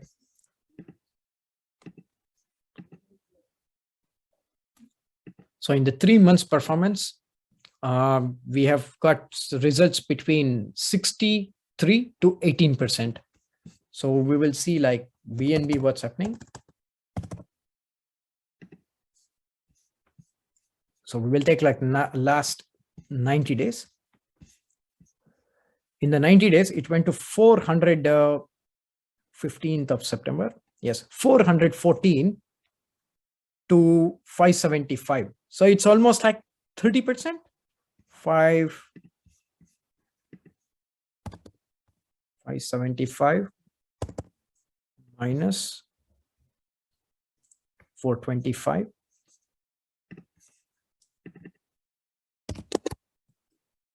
Divided by 425. Okay. The buy and hold has given 35.29%. So 35.29%, yes, positional bot has beaten the buy and hold. Intraday trader bot has also beaten the buy and hold. Intraday scalp bot has not beaten the buy and hold. And intraday short-term trade has also not beaten the buy and hold. So 2 strategies outperformed and 2 strategies didn't. But still they are in the positive, didn't outperform, but they underperformed, but they didn't actually give the negative gains. So we will keep an eye on these 2 things also. This is how we analyze it every single day, like watching the trades, watching the points of entry and something. We don't take these things like it's catching the green candle, it catch the red candle, it sold it, like these things seriously, because when something wins, nobody says that. When something loses, like everybody says that. And imagine like when it's the same candle, it's the same entry point happening all the time, always. But only this kind of comments depends on the outcome. If the outcome is positive, nobody says anything. If the outcome is negative, yes, they will say like it's green catching, green candle catching, and black candle catching, red candle dumping. Like, no, these things are not the right way for us to analyze here. But we totally understand the emotions and the feelings that everybody goes through with this one. It's not that we don't understand, we totally understand it, but we can't make an action, or we can't do this kind of knee-jerk reaction just because someone is giving this kind of a reaction. We have to investigate it a lot. And we always do investigation. We always do investigation. We do investigation on weekly basis. We do investigation also on bi-weekly basis, and we do it on monthly basis also. From 15th of September, we are always making it like monthly and weekly. Regularly, we are making it on Monday, 9 a.m. Every Mondays, 9 a.m. We have a very long call from the morning till almost like 11:30 or something, where we discuss a lot of things. We try to simulate a lot of things. We try to see also like what would have been the result if the target price was just 3%. And the stop loss was just 2%. This kind of lot of simulation studies, we do it also. And what we find is like the current one, what we have, on the long run, they're perfect. They're working fine. Short term, like we don't see it. If you just put it and forget it, it will make it. You can do two types of things here, like put the money, select the strategy, and go. If something is not working, we will fix it. It's not your problem. Don't worry about that one. We are here, okay? Like we are here, we are watching it. We want you all to get very good amount of money, very good amount of profits. That is in our interest, that's in your interest, that's in everyone's interest. That's our purpose also. We will optimize, we will do all these things. And you will be happy at the end of the day. Yes, this strategy performed better than buy and hold and better than your own manual trading, and you made money. Or there is another approach, keep seeing every single trade and get ready for an alternative career in football commentary. It's like, oh, BNB bot is going towards the goal. No, it just missed the goal. Oh no, it's the goal. Yeah, like you can do that if you want. Okay. So there are two different ways of doing it. Like become a very good trader by just allowing it to trade. Even if you are emotional, sometimes like you say that like, okay, like, let me see or something. You speak. There is no problem about that one. Nobody gets banned because they are speaking about that one. And I'll tell you the difference between FUD and difference between emotions. Emotions like, oh man, like I lost money, it hurts me, like I hope like I will win back again, and I hope like what will make me money once again. It's emotions. It's completely true. Everybody can say, man, again the bad trade. It's fine. It's again the bad trade. It's okay. Like you said the correct thing. There is nothing wrong about that one. Man, I think like this will never ever make money to you. This is FUD. Because how can you know like what is going to happen in the future? You don't know that. So there is a thin line difference between what is called as like expression and what is called as like FUDding. And especially if somebody is FUDding like this, what I call as a boom boom babas. When boom boom baba is saying there are 40 people following them, okay? And when I say boom boom baba, don't think like it's a derogatory. Otherwise, I will get another kind of like big, email like, okay, it was derogatory or something. It's nothing. I'm just telling you like how it works. And all these people are not in my position here. If they're in my position, they will not be. They can not be also. They'll be jumping on the, like chair if they are here. But I know what I am going through. Because even after doing everything so nice, even after being all the transparency and everything closed behind the door and all these things, I keep hearing like, what do you want to say or what do you want to imply? We are watching everything. We are regularly checking everything more than you actually. We are trying to find solution to every single problem, how to increase the latency, when to bring this new execution engine, how to test it so that it's not having the bug when we put it into production. A lot of things are going on. We keep thinking about this one. Don't think like it's not there in our mind. We absolutely have everything in our mind. All the features that you are asking for, we have it in our mind also.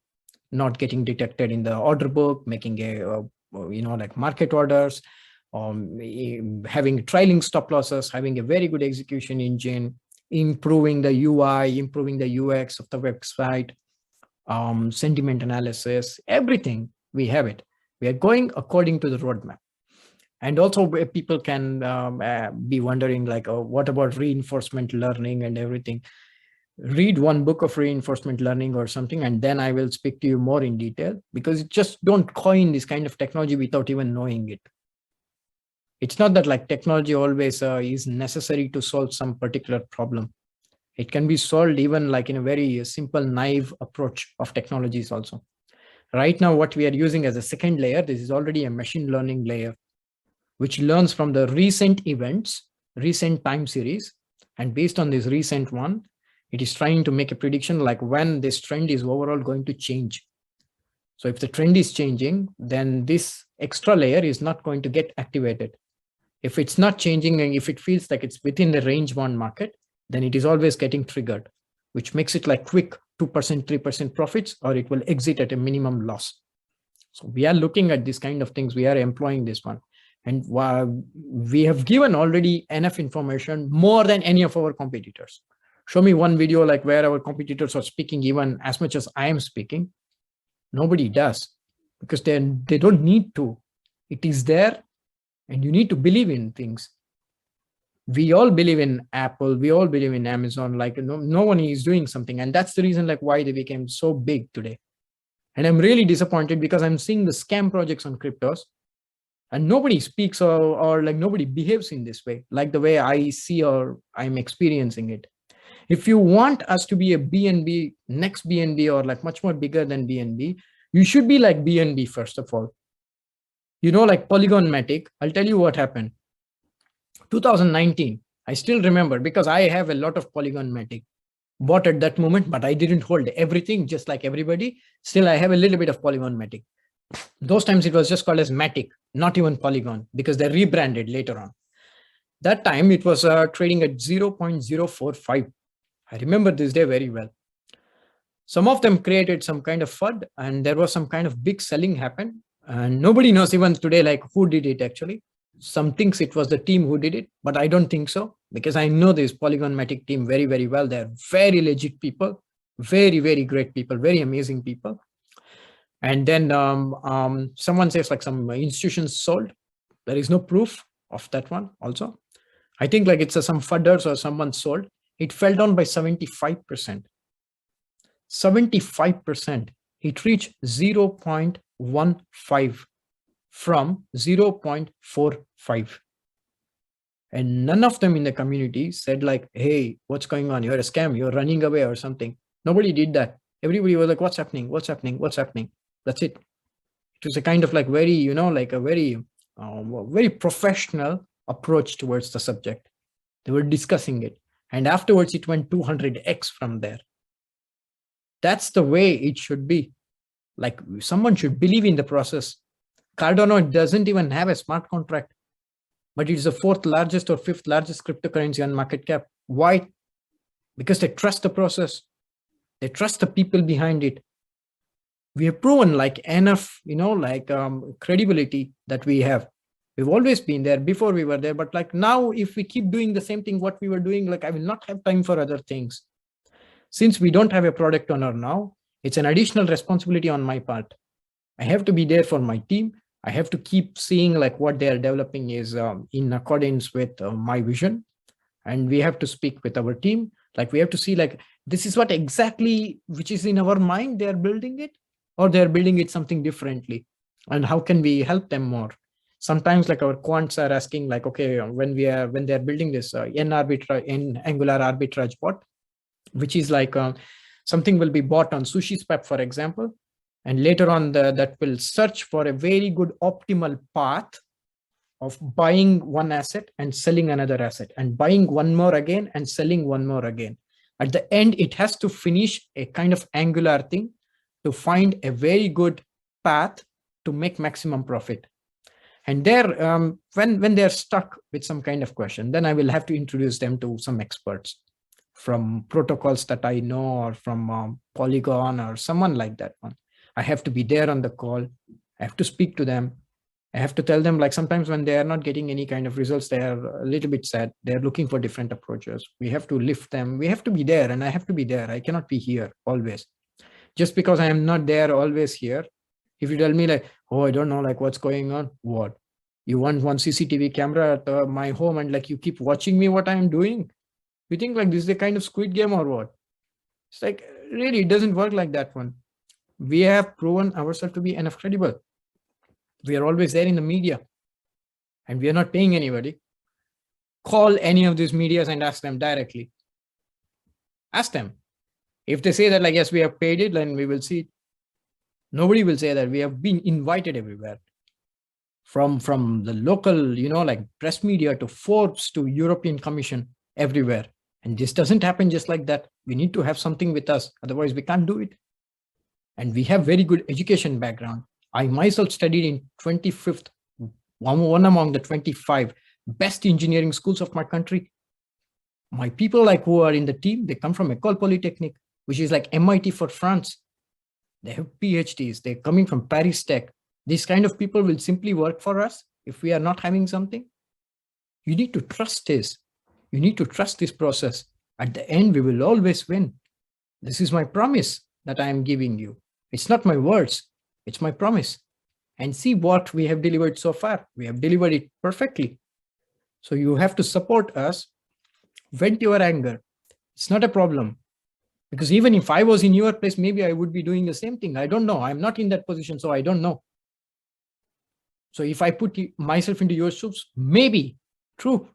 But don't create this kind of FUD, which is not true.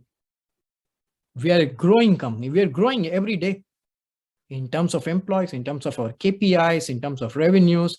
Everything looks positive for the company. We are opening new revenue streams. New revenue streams will be coming into the company. It's growing. This is the way a healthy company should grow. And there is nothing wrong about this one. You say like, we don't know what's going on behind the closed doors. Really? You're so interested to know about everybody's closed doors business? Something wrong with you, boss. Don't be this way. And as far as strategies are concerned, like this is how you need to make the analysis. Like see if something is not doing, give and write. We will create a new email ID also, something like feedback@bcube.ai or something like that. We will share it with you. There, whenever you have something to say, or like not this kind of Tesla thing, or not this kind of, like concentrate only on optimization. 80% what we hear is like absolutely useless. We don't even need to reply for it, saying like, hey, you know what, it's too silly. We don't even need to tell that one. It's absolutely waste of time. But 20% of them who are telling that absolutely makes sense. Really, it makes sense. It opens our eyes. And we also try to feel like, yes, why we didn't think about it in this way? Because these are the people like who understand the business very well. So we always take seriously the people like who have trading knowledge, who have like some opinion of their own, not of the masses. And they don't behave like this representative of some groups or something. These kind of things it's not something serious to me. What is serious to me is like someone should be absolutely, devoid of any kind of biases. And they're not saying it because like someone is telling them, or someone made to tell them, or someone made to feel like that. But they're just saying because they're an individual voicing out their individual opinion. I like it really when you are individualistic. I'm always an individualistic person. I'm not actually affected or like influenced because someone tells me something. No, I have my own brain, which is working good. So I will keep working with that one. And I'm just telling the same thing. Like if you have any feedback or something, send them there. These kind of calls or something like that, like doesn't make sense. We won't make any time for that also. But as I said, also to add a little bit, when we have product owner very soon, I will nominate one of the person in the community who have all this, like background of little bit of project management or product and knowing about the trading things also, and who has always like contributed in some good way. All these things, like many other traits will be there of a person, and that person will be nominated, and he will be the eyes and ears, and they will deal directly with the product owner. They will discuss it. And finally, whatever we feel is like, really, we have to take it. We will take it. We will give it to you. But what is not important, we will not. If we take opinions of everybody, it's like I understood this one when we were building the sentiment analysis engine. Because in sentiment analysis engine, there were like subreddits, Reddits, and many other things. And in subreddits post, like if you take even the comments and everything, there are too much of noise. You are not able to really find any good, information there. But when you took from the good Reddit channels, you have good results there. So if you take it from the masses, it's not necessarily that you get something good. You can also end up being, like fooled by noises. And that's what we want to avoid. So that's it. I wanted to say to everybody, and yeah, like as far as like development work is concerned, like we have optimized this ETH bot, which is doing good, but we will watch it for some more time. That's why we asked our community also if they want it immediately or if they want us to watch for more time. And they were very smart, like always, who said like they would like to watch it for more time by us before deploying it. That's exactly what we are doing right now. And we will also see which other bots we can optimize if there is a necessity, because if we optimize it unnecessarily, it will overfit the model, which is not good also. So that's it. And I will see in the chats if there are some questions.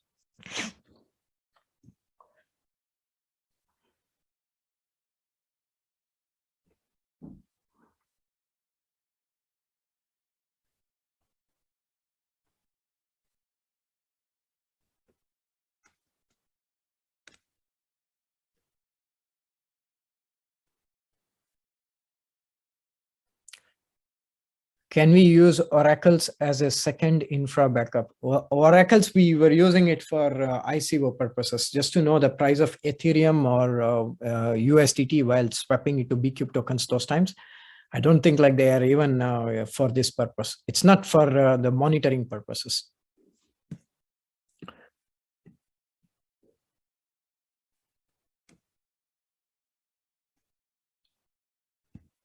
Guru Bhai, what do you have to say about Indian crypto regulation? Oh, I don't know. You probably have to watch on the TV and ask the Prime Minister of India like what he's thinking about it. I think it's going to be very friendly regulations, it seems, which is very good. Like a lot of exchanges were suffering there also because they couldn't transfer the money from fiat currencies to cryptocurrencies. But I think that will be allowed now. It's good. Regulations are always good. Then you don't have to worry about any crackdowns or suddenly locking up your accounts or something.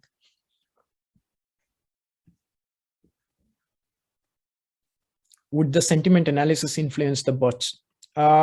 Yes, definitely it will influence the bots, but we will not be, like integrating our sentiment analysis so quickly to our bots. Primarily, this sentiment analysis will be used for just knowing the market by us, and we will also watch it for some more time. And this raw data is what we have that we will try to sell it to institutions and other people. But to build the strategy itself on our own, we will take more time because it's not just for making the strategy. Sentiment data are used for so many different purposes by different people.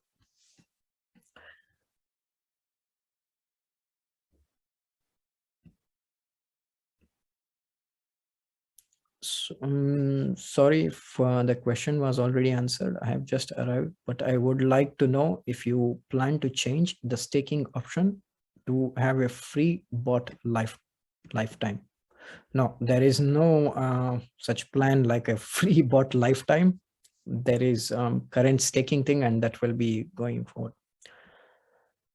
How many T4 and T5 are there?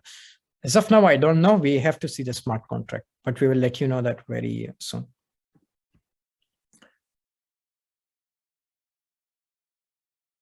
For the VC project, as we need 8 days for unstaking with MantraDAO to then stake for tier 4 or tier 5, will we have that notice, please, for the first project? I think I was also thinking on this first project that we will be making investment now. Their TGE token generation event, I mean like listing, is on 15th or 17th. So we don't have so much of time, I think, like to think about it.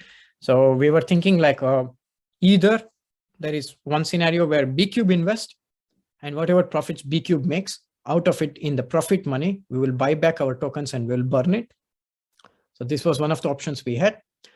Or like we will take it and whatever we find right now on the smart contracts, like we will try to give the allocation to people.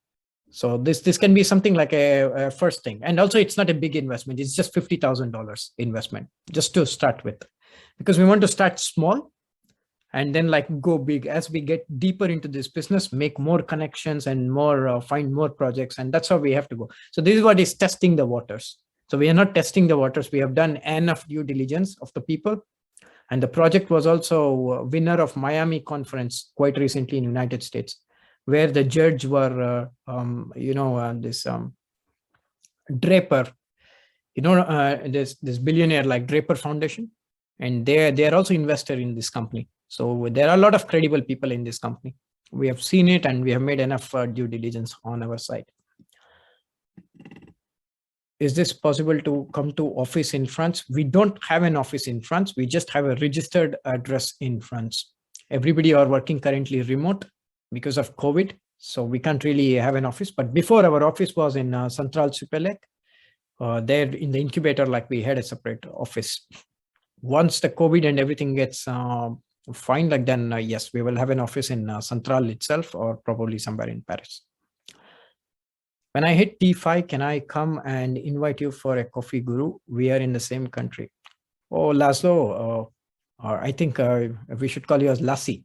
Lassie, you can come anytime. You don't wait for T5 to hit. If you're already in T3 or T4, just come to Jer and give me a message or a call and we can have a coffee or a beer here.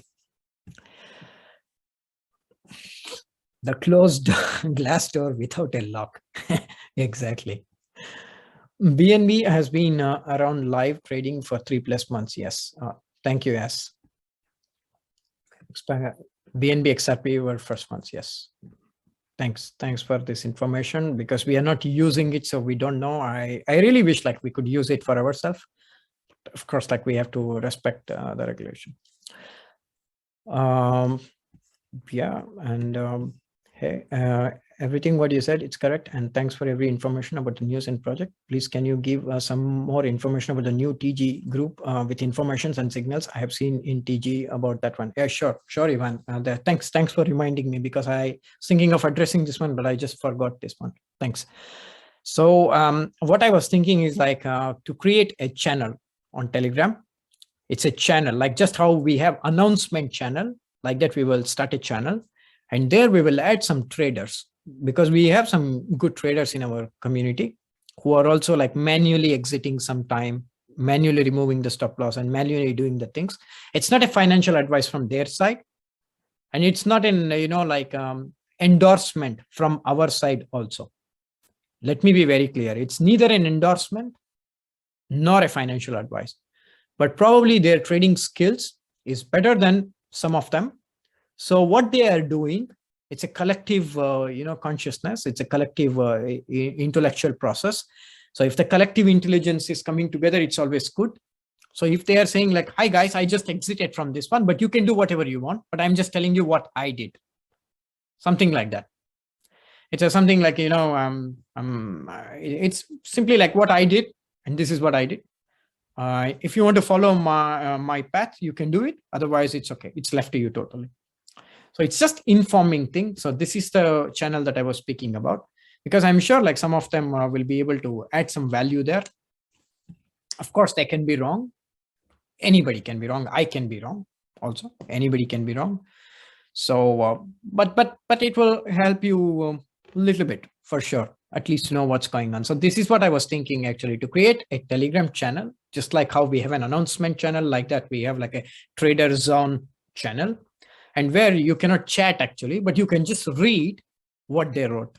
And if they exited or entered into something like that one about the bots. When will the annual B-cube community snowball fight and snowball bidding competition take place? I think this was a joke. Q1, if I remember correctly, around 1512, we will know the bots allocation per tier. Yes, exactly. Within in another 10 days, we will let you know the next one. And also, there was another very weird and very strange suggestion that if someone is taking for the free bots, now it's 3,500 B-cube tokens. Okay, when we fixed it, when it came to 18 cents also, we didn't change it. We kept it just like that, how it was.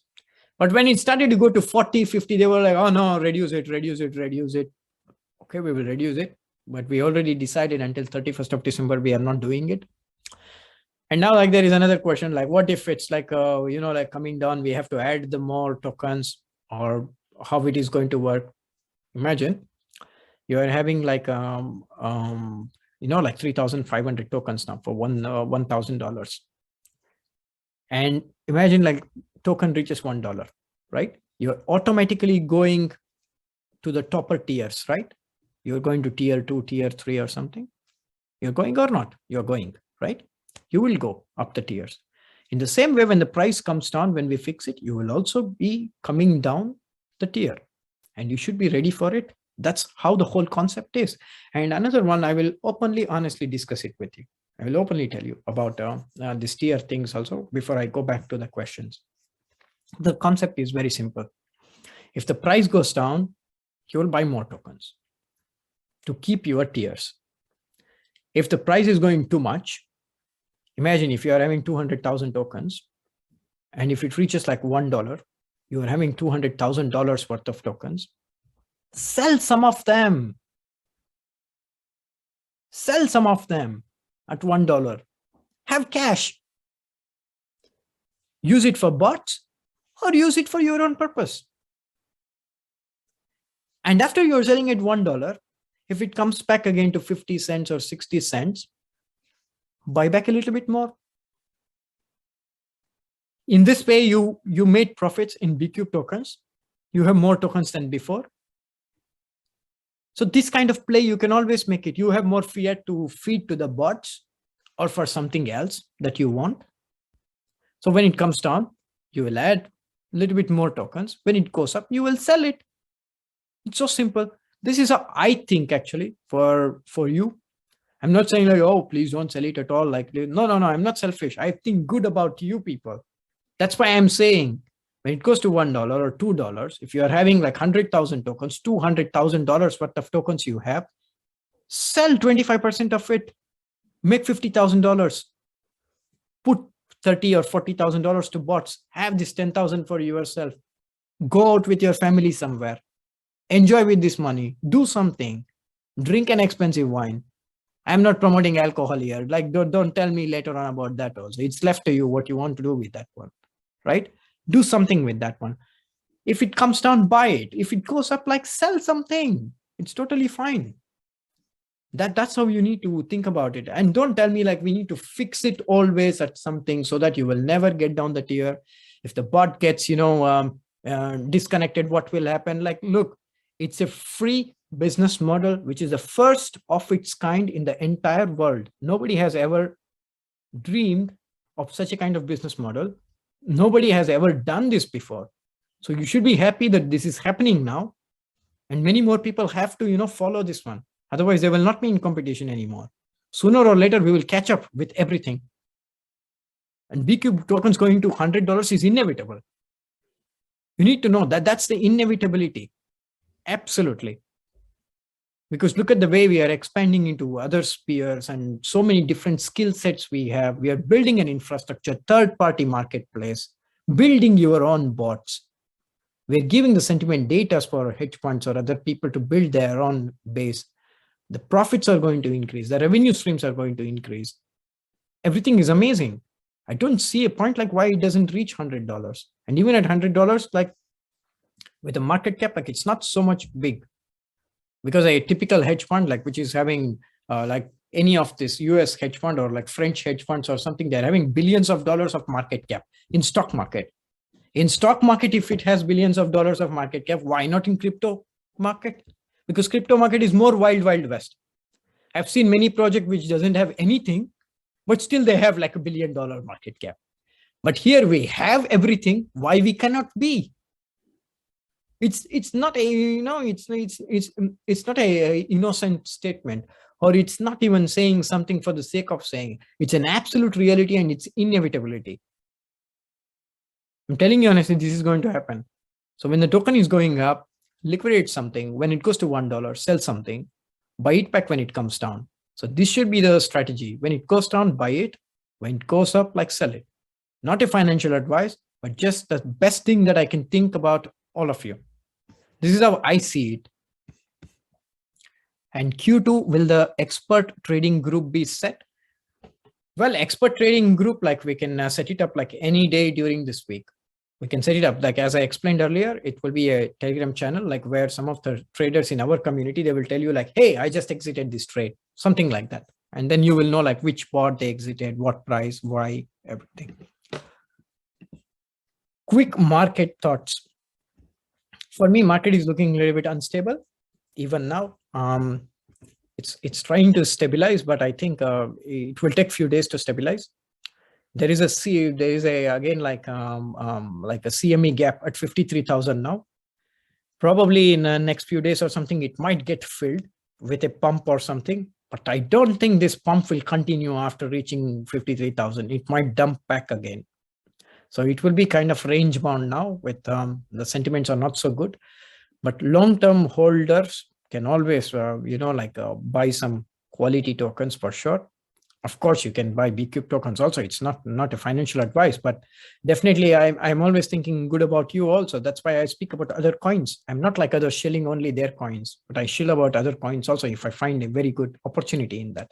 Like for example, ICP, which is trading at $30 now. I think it can easily do $60 or something like that. Or some kind of quality NFT projects or quality metaverse projects like Sand, Mana, Decentraland, yeah, Sandbox, Decentraland. These things can do very good because these are into gaming and NFT. Now, only two things are needed for a crypto to fly. It should be gaming and it should be into NFTs. Just NFT is also not doing anything now. It's gaming and NFT together that is doing. This is the trend now. Anything, actually, they whether they have a product, whether they have a team, or whether they're real, fake, it doesn't matter at all. NFT and the team. Some people and gaming, that's it. Pay to earn. This is the current trend. So these kind of projects plus these kind of other things that I spoke about will be a perfect match. So you can buy this kind of like quality coins like ICP, Dot, Polkadot, Avalanche, these kind of tokens. I think there is a lot of room to grow in these kind of tokens. And also B-cube token also will be very positive as and when we start to make this VC investment regularly, because of only one reason. Imagine Polka Starter or any of these kind of launch pads.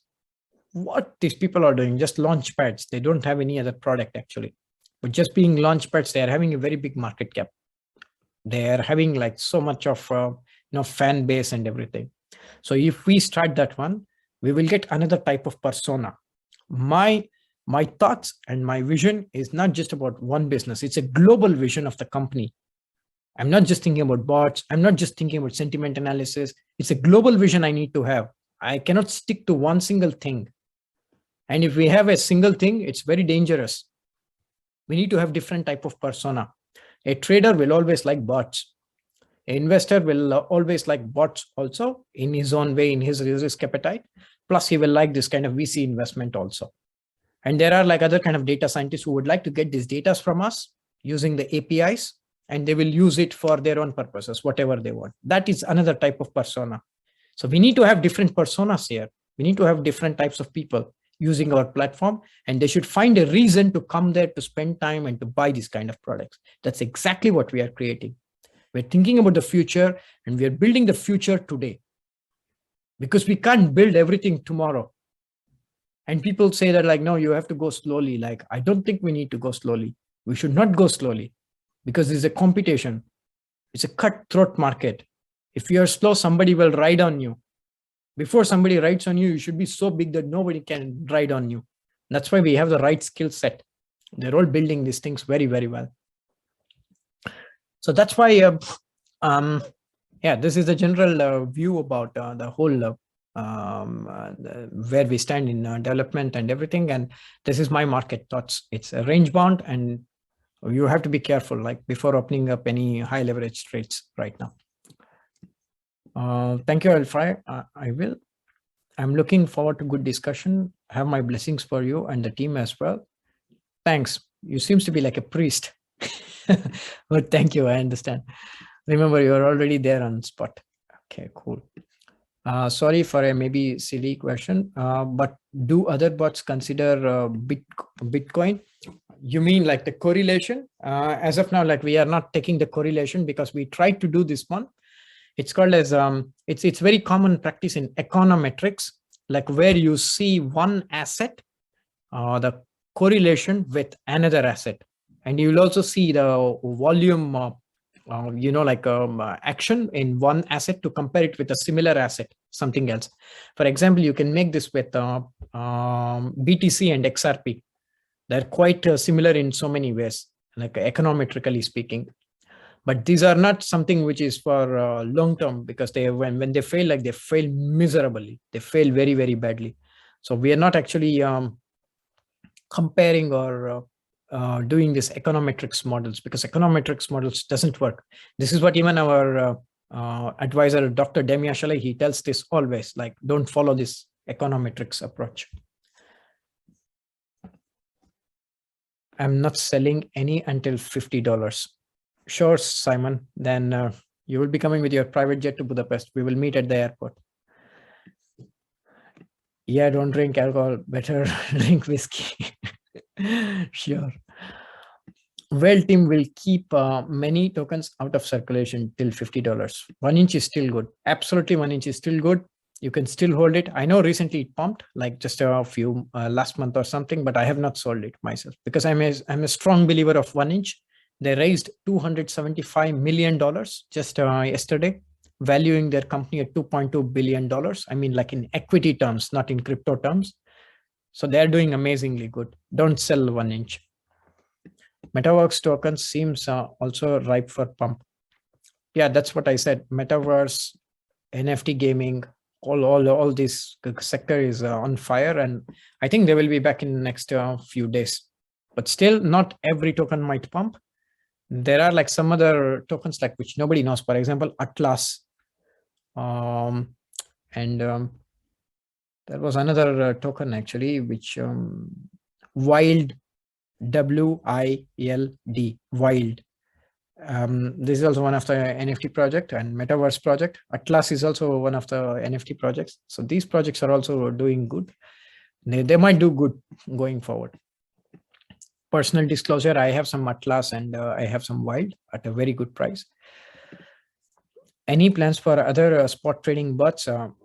Yeah, like first let us finish this optimization. And once this optimization is finished, once we are sure like they are performing good and we don't need to watch them anymore like on so closely like the way we are doing it, then we will complete this series, because we wanted to go to Polygon, MATIC, Doge, because Doge has very big community. So this is the way to get their community also. It's a little bit like strategical move. Otherwise, I don't like Doge, first of all. And Avalanche and these kind of bots also we will try to make it. And once we finish with this kind of series, then we come back to, spot market. And then we will think about like long only bots, which trades only on the spot market for Ethereum or Bitcoin or any other thing against USDT, like stable coin, which will buy and sell it at a good time. And then it will again wait to buy it back. Something like that. We have in the plan, we have in the roadmap. Definitely it is there. I think we already shared this one, and I have the post. Like, let me just, my goodness, like there are thousands of messages here on this Telegram when I go there now. Just a minute, please, because there is one thing I wanted to show you.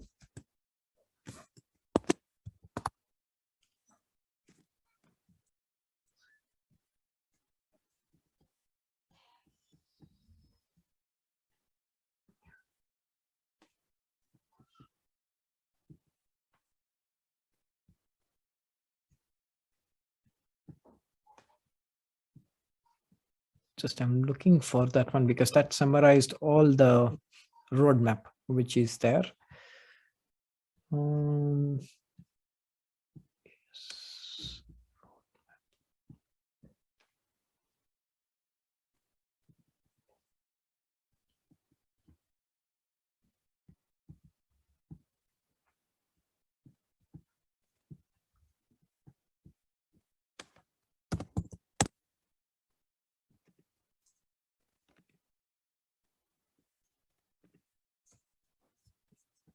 Okay, I close. Okay, I think this is the one I was referring to actually, because it's all there in this one. Right? It is the complete roadmap, like what we want to make and what we will be doing in the future. Definitely, we will come out with the spot trading market. We promise you that we will be making it. Let's finish all these very main tokens, which is having huge communities. Once we complete this one, once we have like 3 months or 6 months track record, then we will approach these kind of projects to spread these bots with their communities, because we have good track record.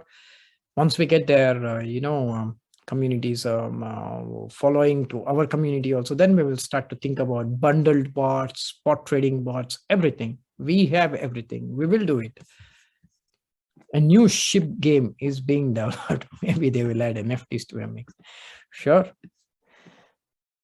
Mate, what about Solana? Isn't it too much of a balloon at the moment?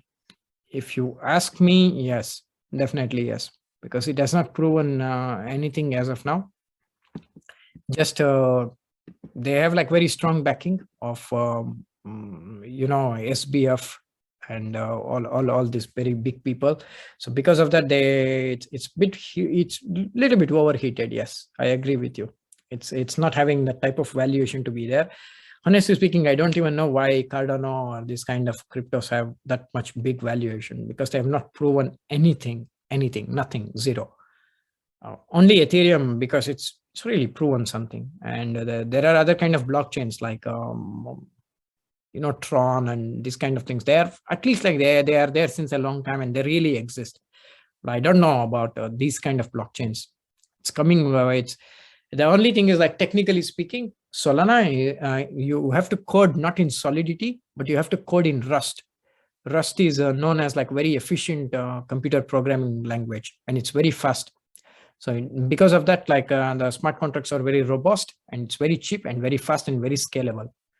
But we don't know if we have like 50,000 dApps on that, if it will be the same or not. We don't know. Absolutely.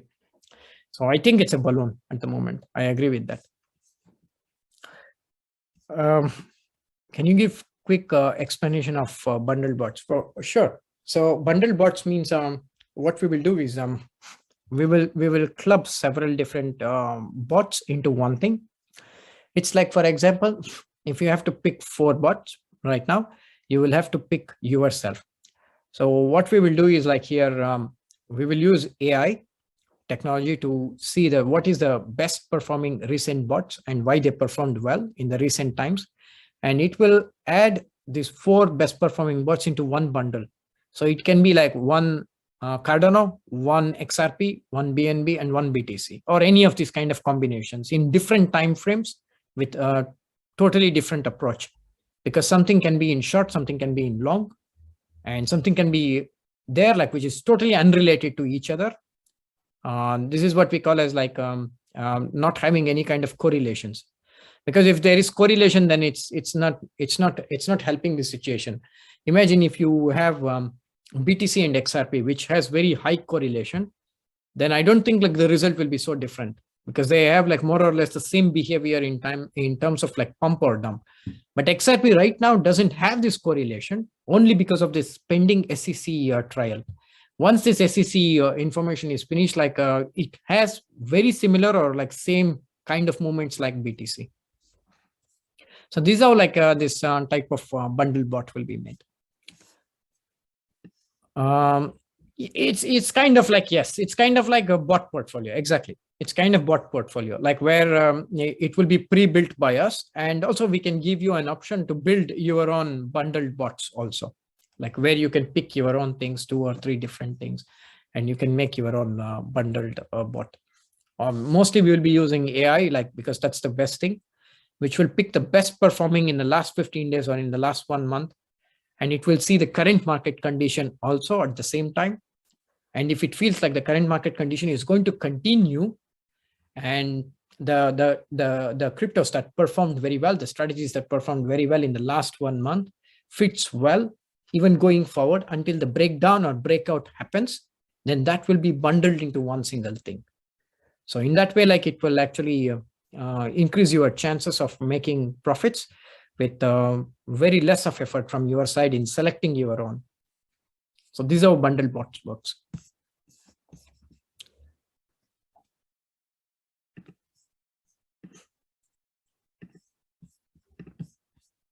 Thanks, Saif. It's always my pleasure. Okay, and I'm just seeing like if I left any more questions.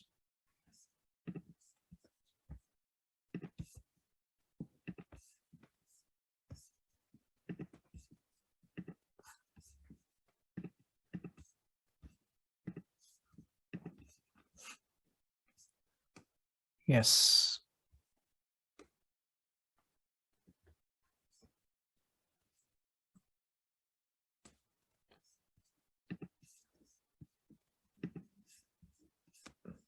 Yeah, there was another question also, like whether strategies can have like dynamically setting leverages and dynamically setting profits and dynamically setting stop losses. It's a science friction. It will never happen. And even if we try to make something like that, it's not even a good approach, because nothing is 100%. So if dynamically something is set at 5x and if it was a loss, and dynamically something was set at 2x and if it was a profit, it doesn't make sense. So dynamic things don't work.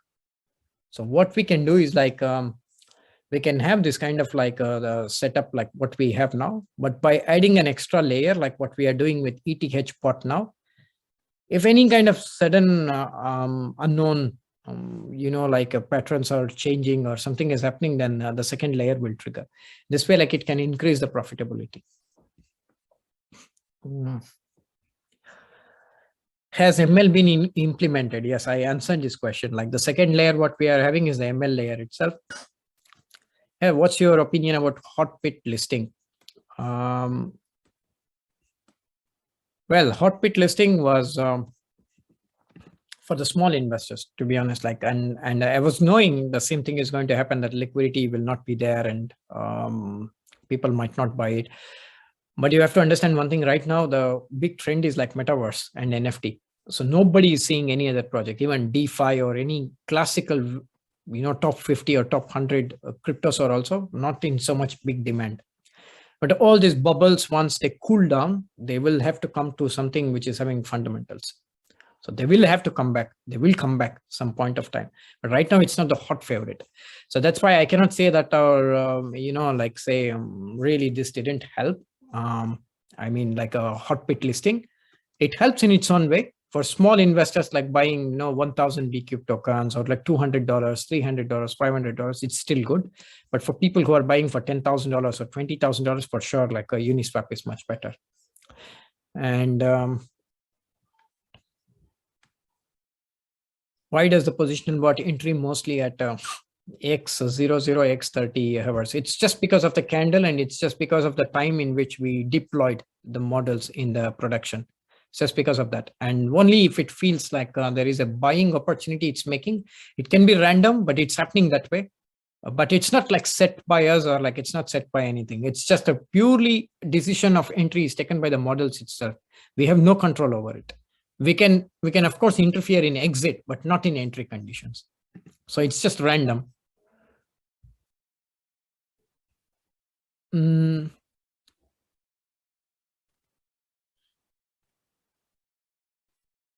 And hedge pots, yes, I addressed this already. And deep learning, yes, I spoke about that. Sentiment analysis, yes. And DASP license, yes, DASP license, like everything from our side is ready and it's going on, but we still need a compliance officer, because we have like two different type of application form. One thing what we have to fill up, like founders, which we are ready with, and there is another thing like which the compliance officer has to make it from their side. We are still looking for a compliance officer. Always we are finding someone who is very, very senior and experienced, but we don't need so senior profile for this type of role. So they are themselves telling us like we don't need them really, so they're not joining. And honestly, they are right, because we will pay them too much money and they will feel bored and they will not be in the job anymore, because they are taking care of a big compliance team in the bank. Means they are not alone. They're head of compliance. They're having like 20, 30 compliance officers in the team. But what we need is like a simple junior compliance officer. We met a few people, but they were not really good candidates. So we are still searching for them. So once we find them, like it will go fast, but until that, like we will be a little bit slow. But as far as from our side it's concerned, yes, like all the, you know, what we want to do, how we want to do the architecture, the flow charts, the bar charts, everything is ready from our side. And all the, you know, like a no crime certificate reports, everything, it's all perfectly ready from our side. We just need the compliance officer to come and join and to make it. Let's hope like in January, we will be able to get it. Can you share information about DexBot? DexBot, like we will be ready in Q1 or Q2 2022, because we are not putting it as a priority right now. We are putting more priority and emphasis on building the CE exports, making it perfect, making it much more optimized, making it to work in all types of market conditions, like bullish, bearish, sideways markets, everything. Sideways markets are very, very challenging. I know absolutely for sure, but still we can try to improve it so that the situation is much better than what it is now. That's what we are trying to achieve at the first, and then we will see how it evolves from that point. And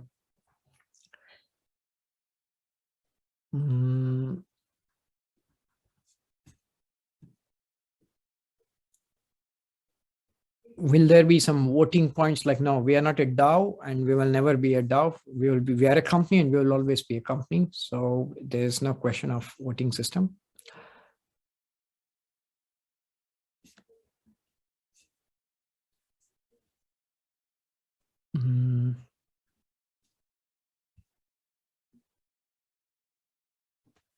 Everything else, I think like I answered it here or there.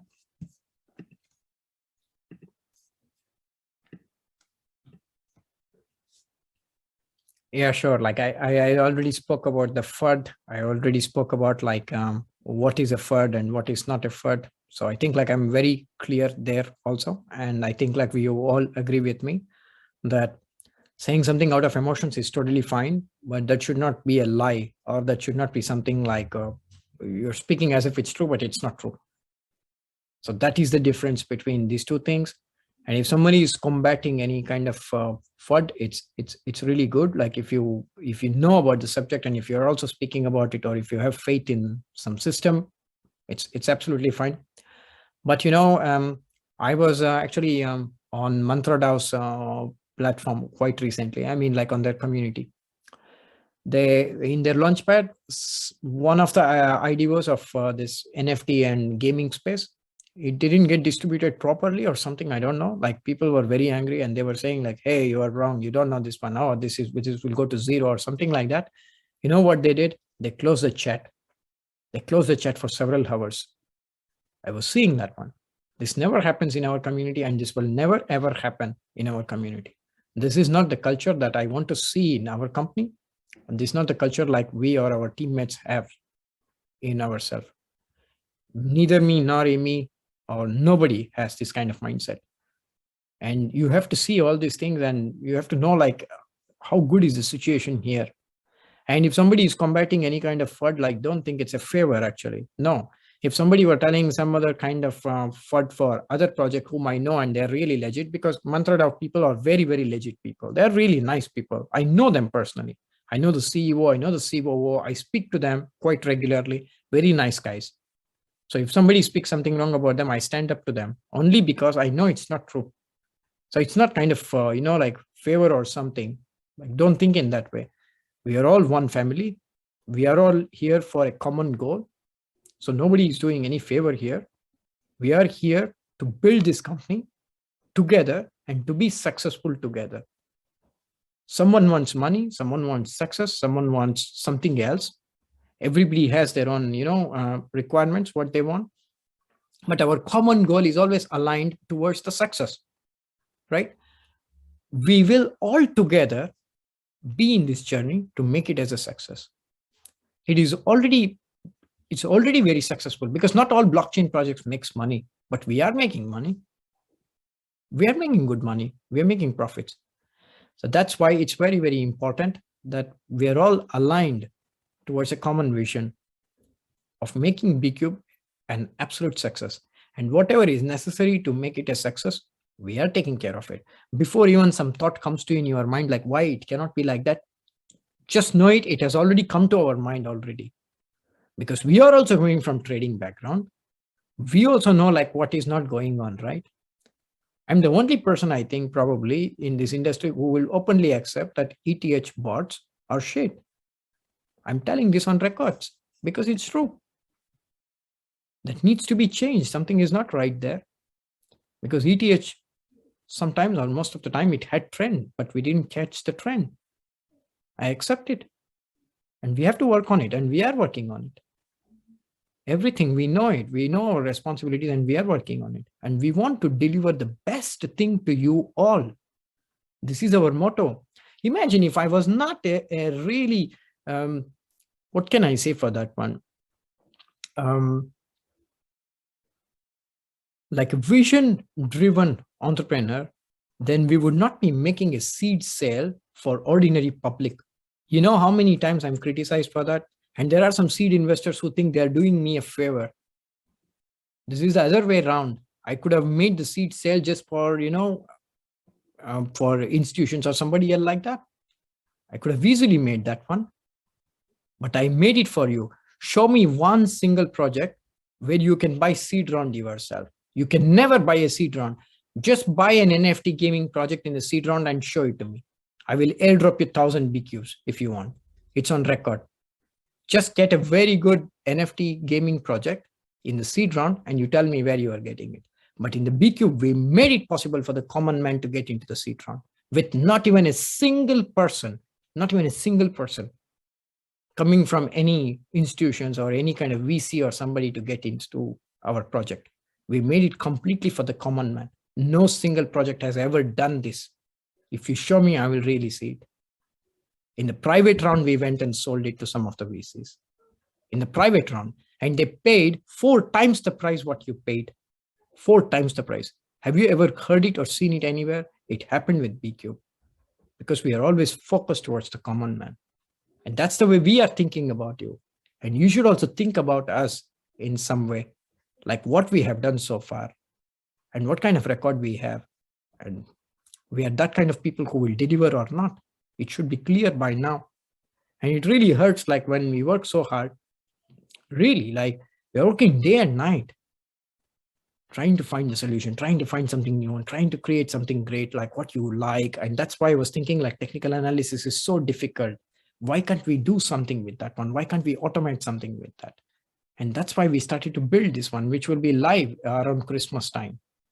You don't need any more technical analysis. You can just see that and you will get to know like what you have to do with your decisions. So many things we are doing it only for you. So when someone speaks like as if like they're taking care of us or like something like that, it's like, no, it's just funny. Don't make fun out of yourself, please. It's not a favor. It's like you are there also, and you are sitting on these kind of profits because we gave you the opportunity for that, which is not possible anywhere else. So please have that in mind. You are great people. You've always supported us, isn't it? You've already supported us. And we have always been like a family, isn't it? Until what time, like we were always together with each other like this one.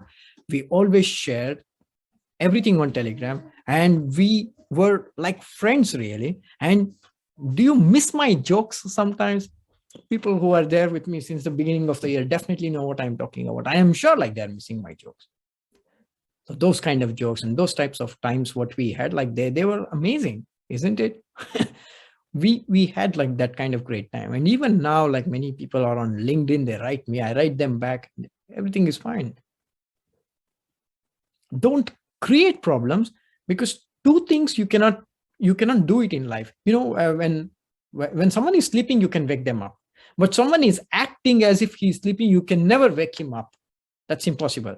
And there are other kind of people who are always like, if they get 5 minutes of free time, they start to hallucinate something. It's just they want to think something because they can think something. Grouping people, gossiping, speaking behind my back. They think I don't know, but I know it because someone from them is close to me also. I know what's going on, but that's okay. That's okay. Maybe you're emotional or something like that. That's totally fine. But please know that like we are working for you very, very hard to bring all the things possible.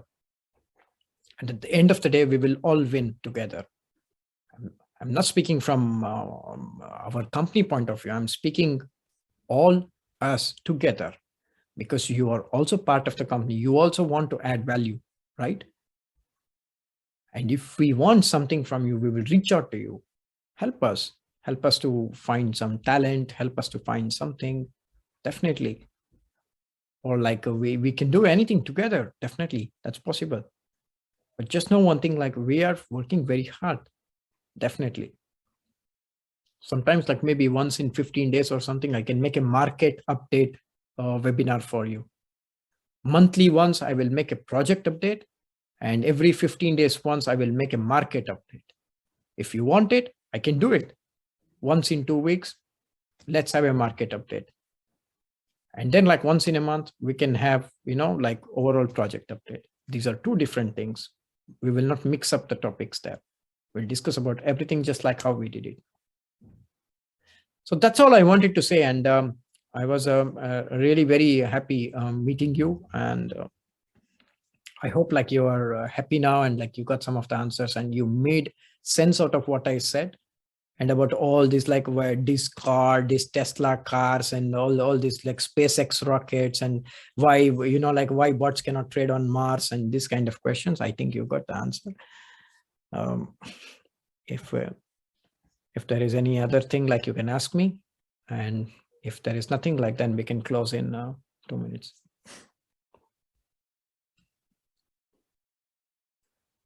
Cool. I think like everybody, you are fine. And after 15 days or something, just before the Christmas, let's make one meetup like this one, where I will speak only about the market, and I will try to cover some kind of subject. Just before the Christmas, I will make some kind of, seminars, like where you can get some education from it. Or probably I will also make my own research in seeing like what kind of things that we can do within the bots and what kind of decisions that we take or something like that. I'll prepare myself well, and I will address you about that one. I will also make some market analysis about generally about what trend is going on, what trend will be the next, everything. I'll keep you updated on that one. Until then, you can follow me on Twitter. You can write me there. I'm always happy to write you, always, anytime. And I also see Digster, Diago, I know his name. He's doing a very nice project on Luna. And if you want some help from Luna team or something, if you're already in contact, probably yes. But in case if you want something else, you can always catch me up, because one of the top management person from Luna protocol is also one of our angel investors. So I can put you across them. And if you want to do something with them, definitely it's left to you. Anyway, so that's it from my side. And thank you so much. And thank you so much for giving your amazing, precious time on a Sunday evening for me and to spend this time with me. As always, like it's my greatest pleasure. And I'm very, very happy to answer any questions that you have, but let it be questions and not conclusions. And if you have some doubts, like you can ask directly us and we will be there to answer. Don't go for pseudo quants, boom, boom buffets and wannabe quants, because these are not the right people. Okay, like wannabes will always be wannabes. I saw a person like in Paris, like who wanted to be a wannabe Angelina Jolie, like always, making the same kind of thing and lip surgery and everything.